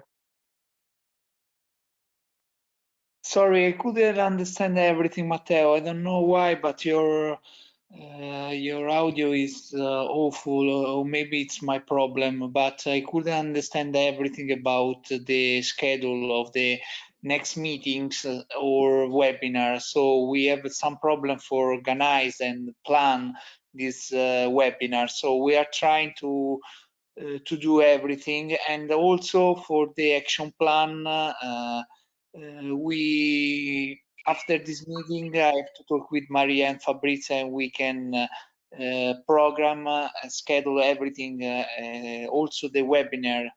It's the problem when exactly. So Maria knows everything better than me, so I have to talk with her and decide everything, because she's in contact. She has every contact with the stakeholders, so we have to talk with her exactly. Okay, so my proposal is to I will see with Aura. We will coordinate with them. Maybe we can send you an email to all of you, and we will ask you when you are planning on having a first draft of your action plan. And I'm talking to everyone, not just to Lazio, so that we can schedule these meetings. We can have an idea of if you have at least some materials or some elements that you can share with the other partners. Okay. So we will send you an email. Okay, is that okay for everyone? Yes. Okay. Okay. I don't know if you have any suggestions on the development of this activity, and if you, I mean, feel free to make any proposals for these meetings. I mean, it's an activity that it's very important for you, for your progression in the development of your action plan. So feel free to make any proposals in this regard.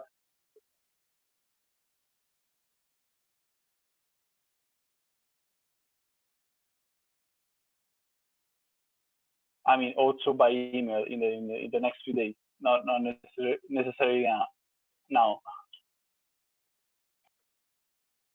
Okay, Matteo, just to go to the conclusion of the steering committee after we have the last intervention by Gabrovo. The situation is the following. We shall keep on going with the activities as it was originally planned, but as the situation is changing, is developing due to the emergency, I will update the JS, talk with them about the issues that are arising, and what I can suggest is to do a steering committee online, let's say in a couple of weeks, when we'll have a clear and full overview of all the situation, to see a little bit what to do with all the issues, the meetings that we cannot do, the action plans that are in delayed, and all the issues that were arised by each of the partners. So we can assess the situation, take decisions, see what measures can be taken, and also I will come back with the feedback that I will get from the JS, and see what's also their point of view on the situation of our project. So if you agree, we can do like this. We shall also ask you some update about the spending level, as we did in the past. So we shall ask to you by email in the next few days. So we shall ask you to answer to the email. So at the next steering committee, we can a little bit evaluate the situation also about the spending. We guess that there will be a lot of underspending, and this will be also discussed with the JS. And about the proposal that was presented today by the ministry, the French ministry, to do the final dissemination event in France during the French presidency in 2022. I don't know if somebody has something to say about it. Any issue, any problem, any comment?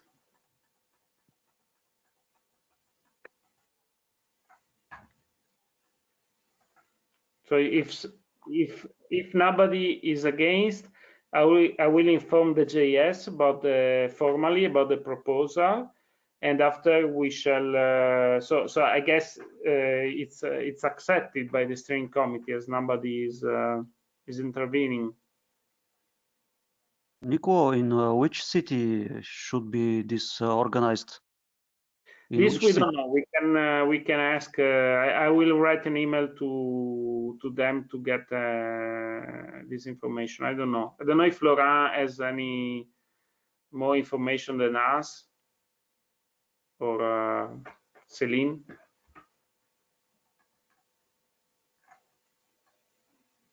No.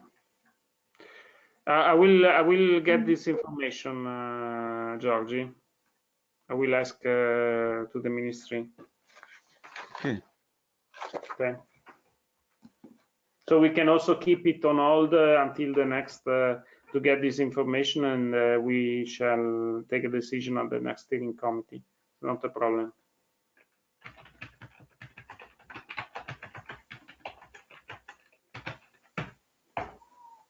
Okay. When do you plan to have the next steering committee online meeting? Maybe in April, end of April? Or even earlier. I think or the week of, let me just check the calendar, or the week of the 15 or the week of the 22. So the second or the third week of April. I'm planning to do it quite early. Okay. I From guess my point, I don't it's know okay. how your agenda are. At the moment, I think everyone has enough time, at Okay. least for online meetings. Okay. Yeah. Too much time. Yeah. Maybe. So okay. Also about this, we shall send a proposal to you about the date and an hour. We can use again the GPP, the GoToWebinar tool that it works very well. So we shall discuss about how these activities are going, and mainly what's the situation with the emergency and what to do with the activities that have issues. What's the feedback about the JS and the spending level and all this. So if not know if somebody has something to say, otherwise we close the steering committee. And we leave the word to Todor, I think. Yes. Maybe just a short remark, not exactly a remark, but you mentioned maybe Nico, you can say us more about your meeting with JS, which was about a month ago. There were some important remarks from their side, especially that maybe the most important part is the development of the action plans. Maybe all other activities can be put on hold, but the action plans should be developed. I think you have sent it by email. Yes. Their remarks. Yes. Yeah. Well, what I wrote on now I have to go back to the email because I don't remember. I mean, I guess you are talking about the meeting we had after the beginning of the emergency. Yes. Yes. Mm. No, I sent it to what was written in the email was the discussion I had with them was okay. The indication was to stay to the work plan and concentrate on the action plan, which is the main delivery, and to update constantly about the issues arising to see if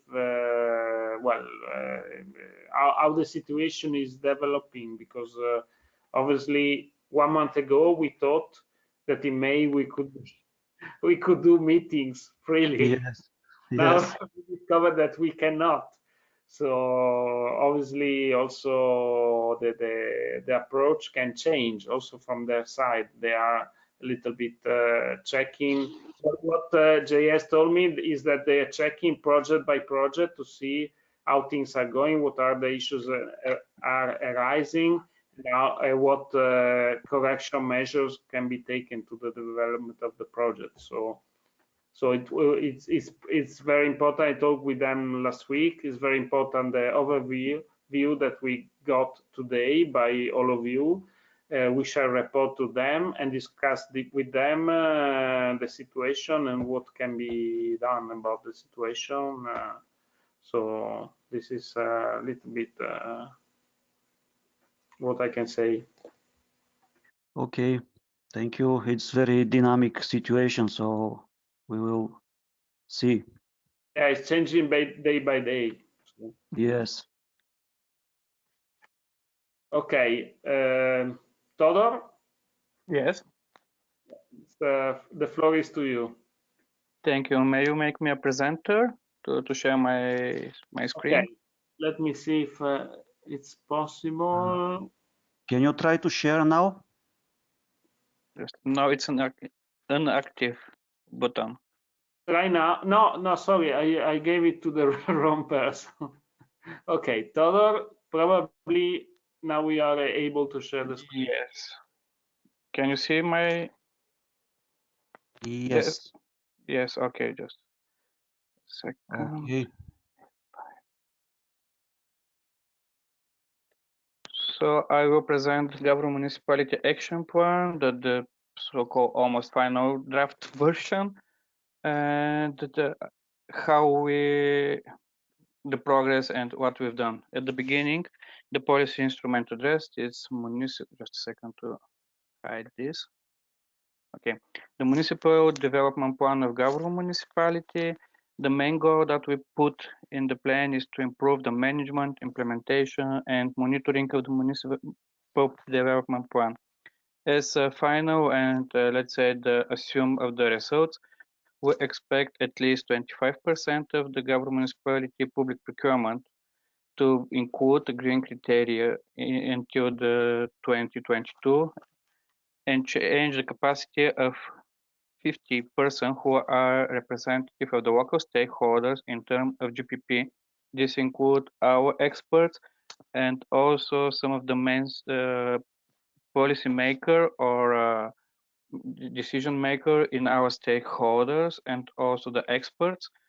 We decided to put the 50% not because we think that this is a total amount that we are able to reach, but when we discuss with our stakeholders, we decided that we should put the realistic number of persons and also to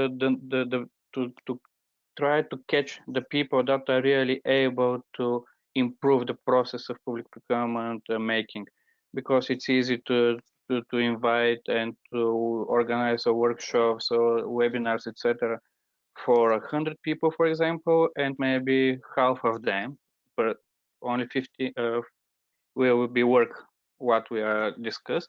So this is how we choose this number, and of course, as we are have in our application form, we have to realize 6 good practice inspired by GPP-STREAM project. I'm sorry. Oh, okay. Something happened with the slides.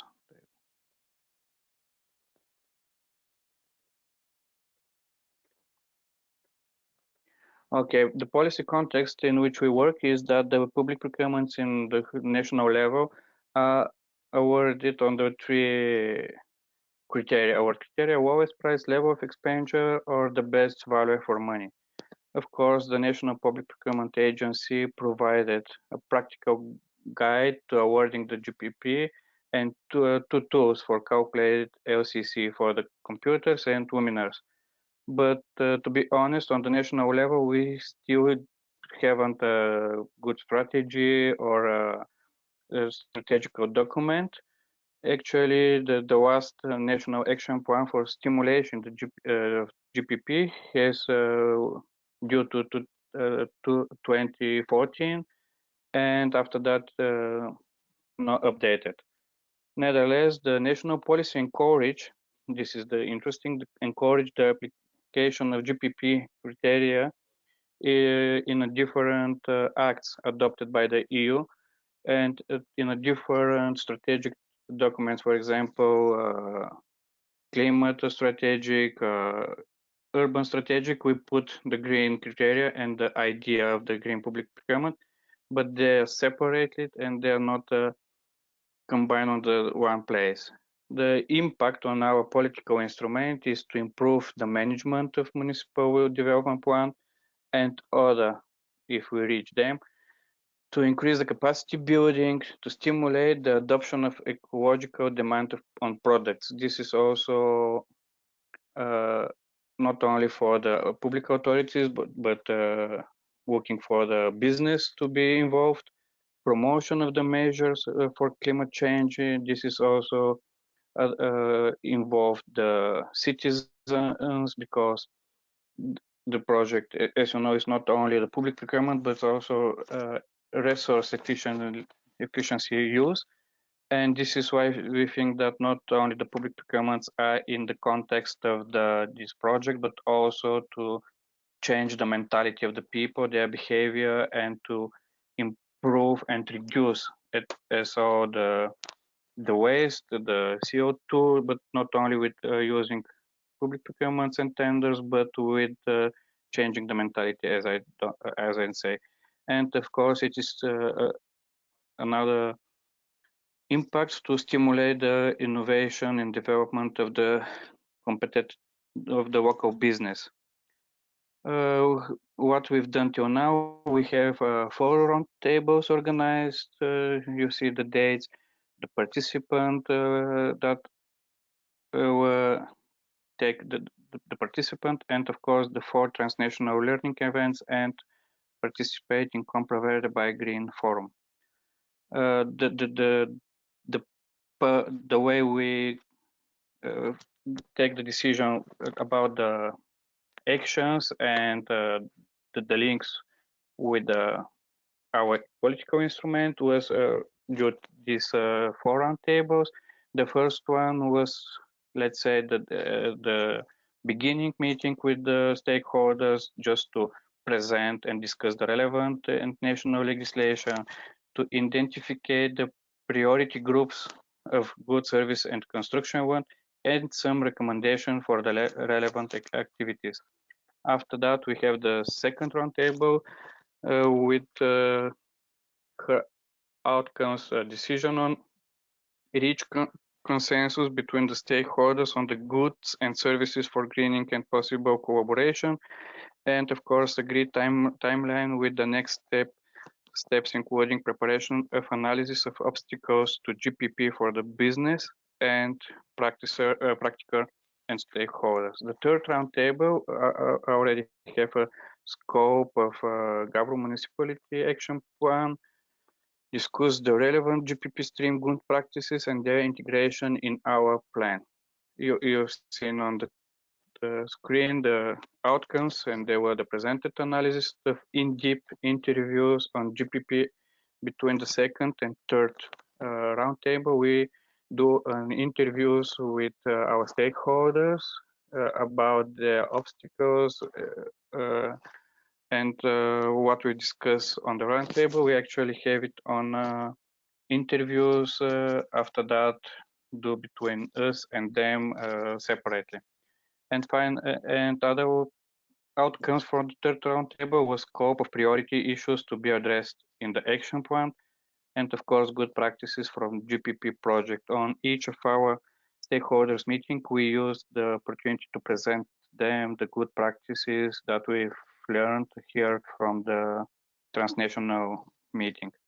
And the final roundtable, just before this coronavirus situation, was in February, and we identified obstacles to uptake our GPP by the businesses, outline possible solution in the GPP action plans, and of course we discussed the concrete actions and the very first draft of our action plan and what the businesses and the participants think about the activity, the timeline for the implementation, and the result that we expected. And here I will try to summarize the most important from our action plan according to the actions. And the first action is an awareness raising campaign on the GPP practices of circular economy and the role of GPP. The link, because as we spoke with Matteo and some of other partners, it was that one of the hardest things is to find the link and the proper link, yes, with the good practices. I will give you our links between the action and the good practices. Of course, there is many two good practices that can be linked to each action, but we chose this. And for the capacity campaign, awareness raising campaign, we chose to put in our action plan links to the Romanian partners of our international meeting in Sibiu, because I think it was clearly show us from the presented practice how important is the communication with the citizen and to inform the people, and how they involve even their local university to be a part and to do a program for these problems.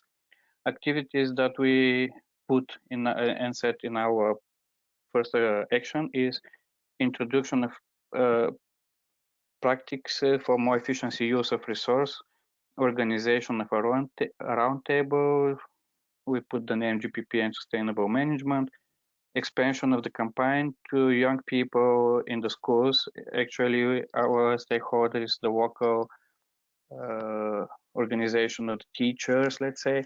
So we have their allowance to go to the schools, to the teachers, because we think that there should be the first people that we need to grab and to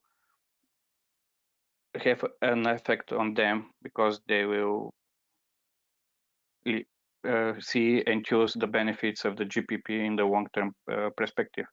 And stakeholders, of course, are the regional informational center. We don't put the names because we know that for the 2 years of implementation of the plan, if we put the names, of course it's possible, but we need to change the name in the plan or example. And now we know which organization, which department is in charge of the implementation of the current activity actions. And of course, the other stakeholders are schools, protocol and public relation department, as well the experts from environmental and waters. Here is just a table with the time frame, the cost, and the action plan is a little bit more concrete, but here is just the essentials. And the expected impact, I think it's important. The rising the ecological commitment and responsibility to the local community throughout information of awareness and comprehension of the circular economy principles. How we are going to measure, it's a little bit hard to decide, but maybe one of the possible way is when we have a monitoring on the waste, our depot, how the waste is going there. If we reduce the amount of the waste, etc., we will try to do in our final action 5 methodology and some guidance or something like that, how to measure the effect from all, how to measure all these effects. The second action is a training forum on GPP. The link with the GPP-STREAM good practices is, from our point of view, of course, transnational event in Lyon, because I think that the all second day conference about the market consultation, the project partners overcome and experience was a good to show us the result of a good communication, the good experience. And actually, I think that I'm sorry, it's from the first day about the last presenter who speak about the sources, and we showed that one of the problem is the confidence and to feel free when we use the news and the possibilities and opportunities of green public procurements. And our activity, you've seen a 2-day forum on GPP conducted once a year, workshop and information or training activity addressed to the local institution and business representatives.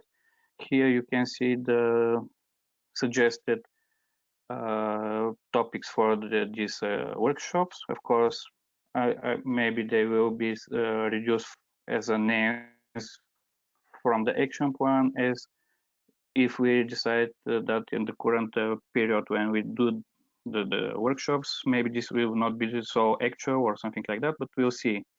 And stakeholders, the activity will be coordinated by a principal Florian from Gabrovo municipality, as he is also a speaker for the ECLE and the EU Commission trainer for their programs for the GPP tools and instruments. And of course, because we think that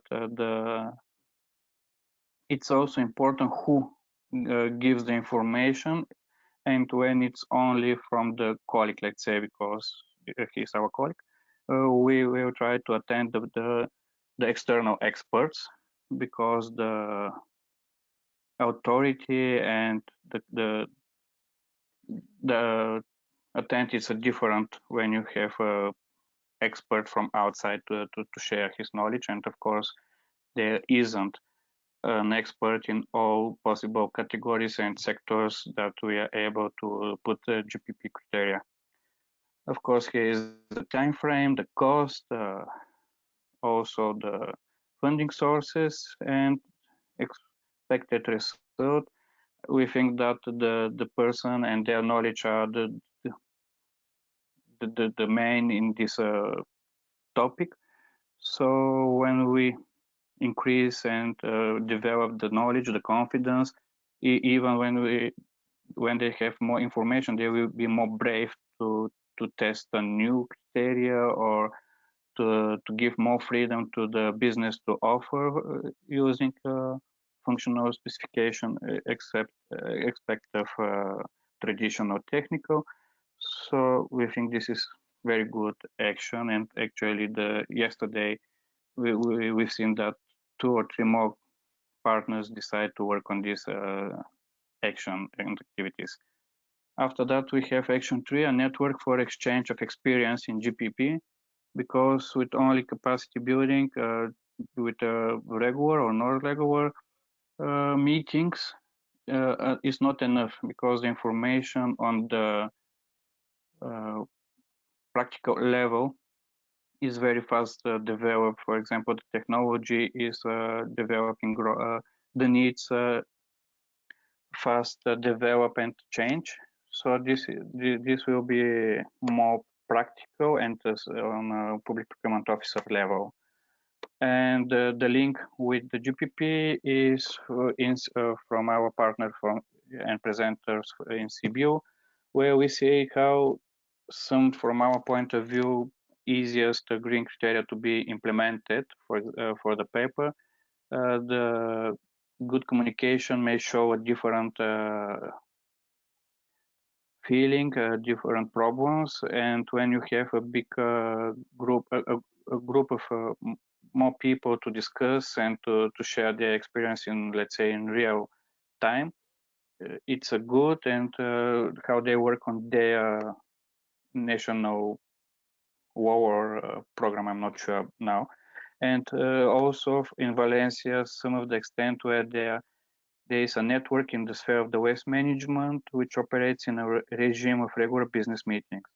Activities that we will put and set in the action plan, working groups every 3 months with representatives from different institutions, online platform, and GPP expert register, because there isn't, as I thought in the previous action, there isn't an expert who is able to speak in all category and product groups.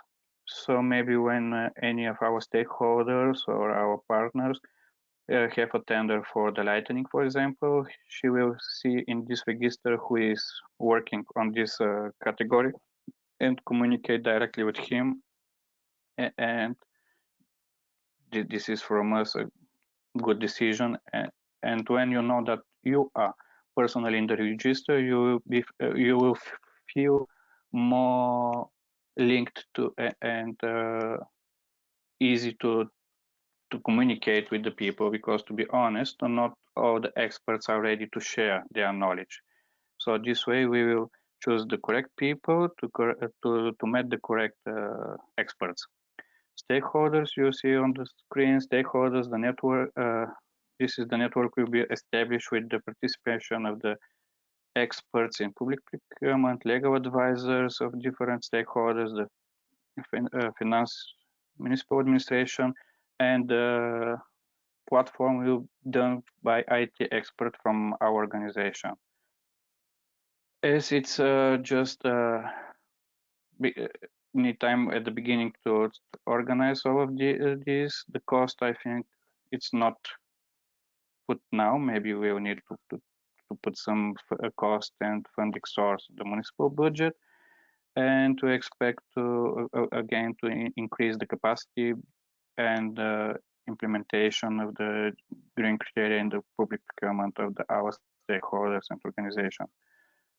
We also decide that one of the possible intervention is to develop the communication and with the business, because on this level nowadays the communication before the public procurements and after that when we choose our contractor is not on the level that we and the business pretend to be honest. Here is a good practice from the GPP meeting in Lyon. Here is the second day about the logistic and the food catering, the production, etc., etc., that were presented in Lyon on the second day in the forum that we were invited, and the activities published a draft and final version of the public procurement plans in advance. This will give the business opportunity to suggest some green criteria to be put it in the tenders. Also, we'll prepare them to meet our requirements. Another activities is this is one in a year minimum, and organize the GPP open days and awards to enterprise. Actually, we know that we should start activity after the finish of the first phase, but we do 2 of these meetings this year at the beginning of the year, and our feeling is very good. The business was reacted good, so we think that if you're wondering what you're able to add, this is a good. And sector-specific working group with representative of the policy instrument managing authority and the local producer organization. We think that this will help us to know what is the newest products and services on the market and how to do the good technical and functional specification, because one of the problem that were shared with us during the roundtable is that sometimes there isn't enough expertise in the administrative capacity in the public authority, and they are not able to write on the paper the correct and clear way what they need, and this is sometimes a problem for the business, or we didn't receive the best on the market just because we don't know what is there. The stakeholder, of course, are written on the slide. The next slide is about the time frame. This is the second phase of the course of the project. Improve the capacity of enterprises and to participate in GPP tenders.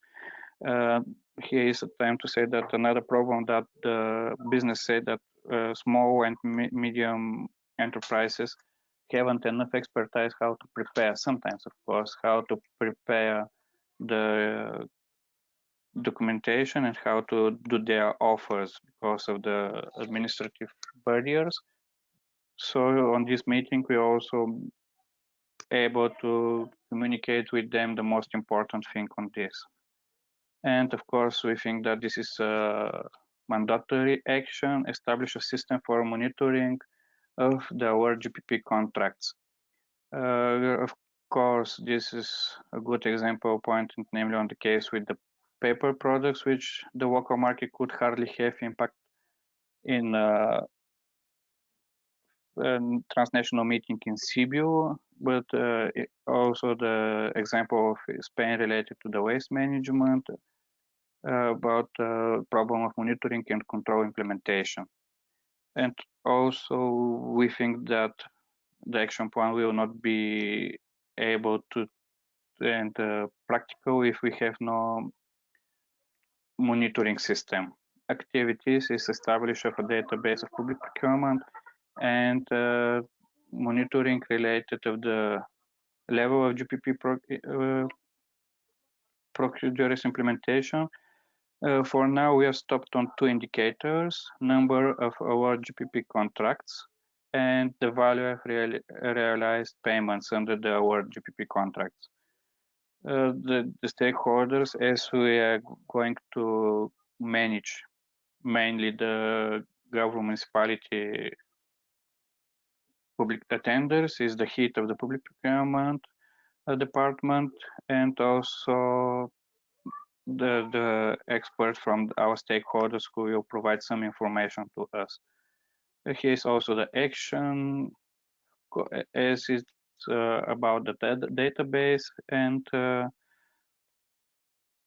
just a small analysis maybe at the end of the year or every 6 months. We don't put the concrete cost and funding resource. Of course, this will be a part of the heat of the public procurement department jobs. And of course, the expected impact is to establish practices to account and monitor GPP implementation. We also discussed the opportunity to put some minimum green criteria and to be mandatory for at least for the government municipality, but we don't put it in the action plan because sometimes the budget doesn't allow us to follow the strict minimum criteria. For example, if we decide to have only the electrical vehicles, sometimes, or the emergency case like now, we need to buy the CNG vehicles or the standard. So we decide not to risk our action plan to be implementation just because some financial issues put the problem. I'm sorry, it's Bulgaria. Thank you for your attention. Are you there? Yes, yes, Todo. Okay. I decided that I speak myself. No, thank you for your presentation. Thank you very much.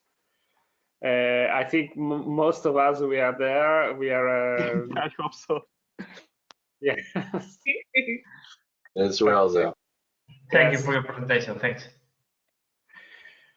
Yeah, thank you, Todor. It was very useful, helpful. I think it would be, I mean, especially for the examples of the links to the lesson learned and the details in the activities. I think it's a very good example of how how an action plan should be written. So how should be developed. So thank you, Todor.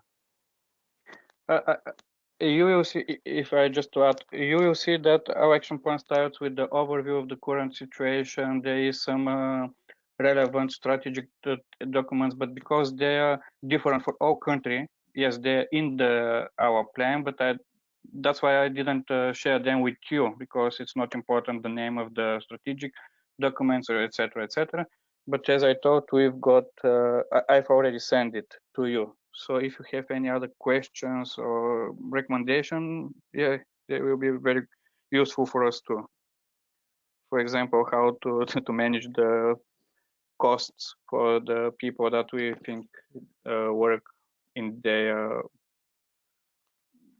standard job. For example, for the database, because we don't put costs and funds for them, because we think that this is not a lot of job, of course, and also this is, from our point of view, the standard for the good public procurement department, for example, to have a management of the money spent, etc., etc. But if you recommend us to put some amount, we will do it. Sure, Todo. Okay. We will include it in the feedback, the tailor-made feedback. Thank you. Okay. I don't know if somebody wants to intervene on Todor's presentation. I have one. Yes, Amelia is speaking. Thank you very much, Todor, for the presentation. If it's possible to send, I understand that you sent to us a presentation and action plan for suggestions? No? I've sent the action plan. I'm Yeah. not sure about the size of the this presentation is possible, but I will try to send it to you. The action plan is important. Yeah. Yes, I will send it, and the action plan is also send it to you.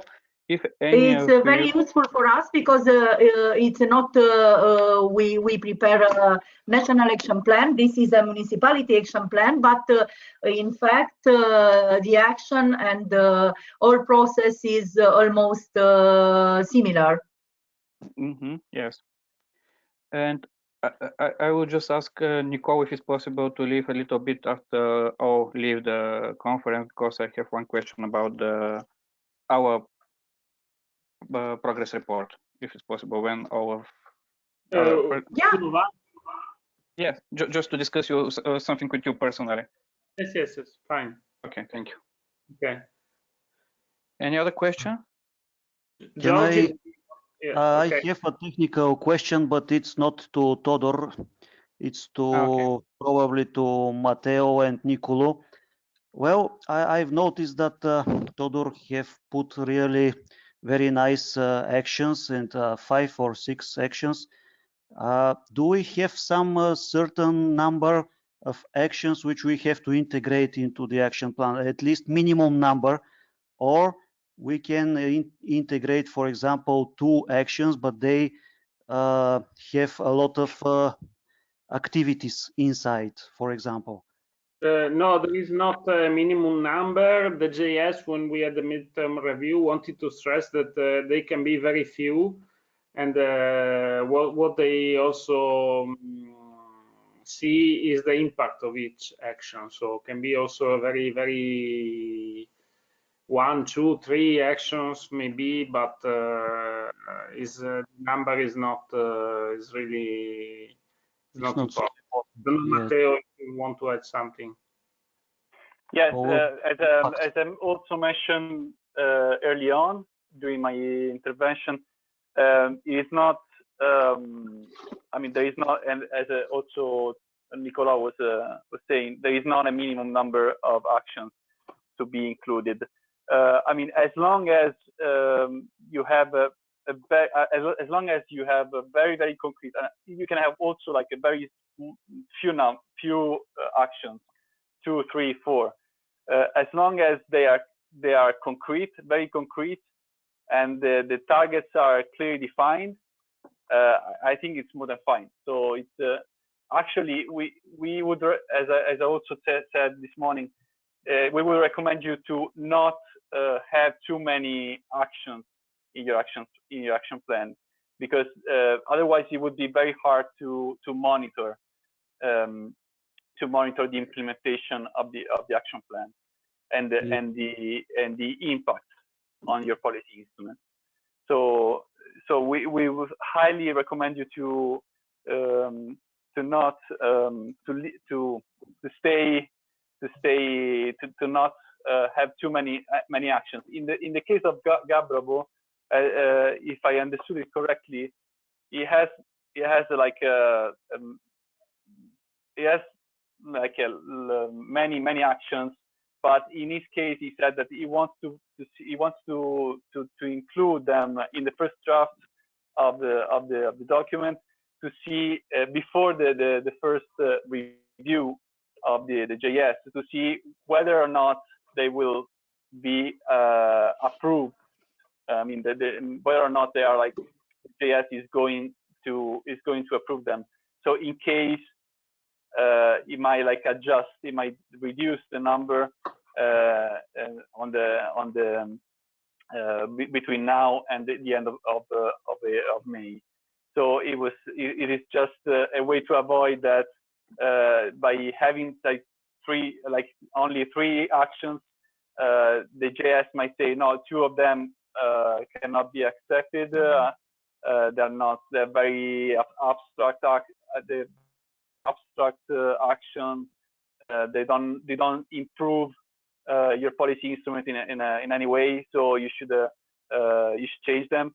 So in this way, Gabrovo has other actions that can like substitute can use for the final document. I mean, that was my that's what I understood. I don't know if Todor can confirm. Almost exactly, yes. When we have our meeting after the meeting in Lyon, and when I say your presentation to the audience, we decide that the minimum of 3 activities or actions, as you suggest on the meeting, it's a little bit risky. On the other side, we decide that these activities and actions that we put in our action plan are realistic.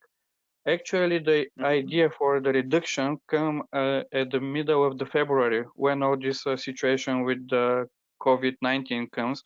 And because some of the activities are linked to the face-to-face or the physical visiting to the our depot, and because one of the activities that we put with the students is the initiative of our stakeholders, but they will organize it in the period of June to September.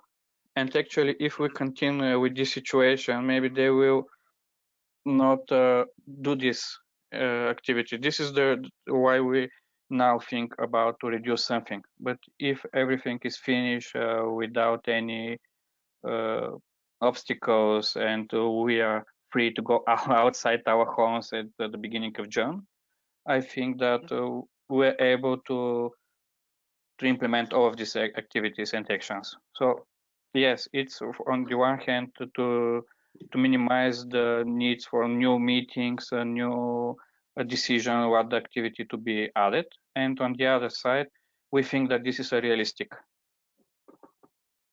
Okay, so yeah. Basically, it's up to all to each partner to decide whether how many actions to include in the document. I mean, when we say to keep them a low number of actions, is just a suggestion. But as long as you have very concrete action, very well described, it can be like you can also like aim at having just 2 or 3 actions. As long as they are strategic for the improvement of your policy instrument and are very concrete, I think it's more than fine. So we know of some action plans, very good action plans that were approved or validated by the JS. I'm talking about the action plans of other projects, of course, Interreg Euro project. There are action plan of 15 pages, just 15 pages, which were considered to be perfect because they were very concrete. So just don't take too much attention to the numbers. Don't think that if you have many actions, your action plan is more likely to be accepted. Is that just the point? Excuse me, Matteo. Excuse me. 15 or 50? 15. 15. 15. Yeah, okay. 1, 5. Thank you. Yes. Thank you.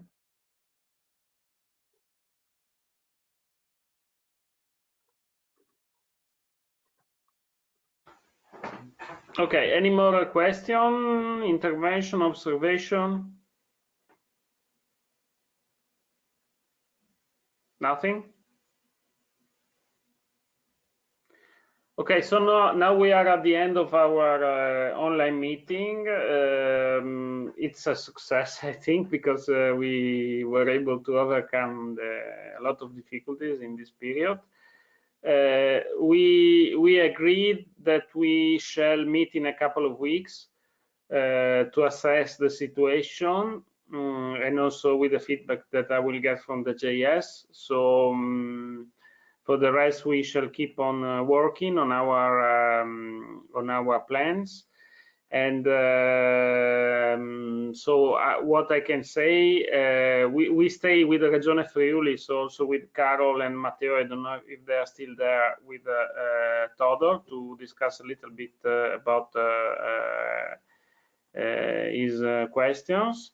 And for all the others, is goodbye. Thank you very much for participating, for your effort in working to this project. And well, thanks. also, Okay. Have a good time in this period. I hope everything is fine for you. Let's keep on. A very good time. Also for you. Best wishes and regards. Thank you very much. Thank you. Bye bye. Have a good one. Bye. Thank you. Bye. Bye bye. Thank you. Bye bye. Bye. Bye. Nicolo, I have to exit also, and the meeting will be finished. Okay. So we have to. I need just 1 minute. Really, just 1 minute, if you are able. Yes, but it is being recorded. It is being recorded. Maybe it's Stop not. recording. You're able to stop the recording. No, you can stop. We can stop. I can stop the recording.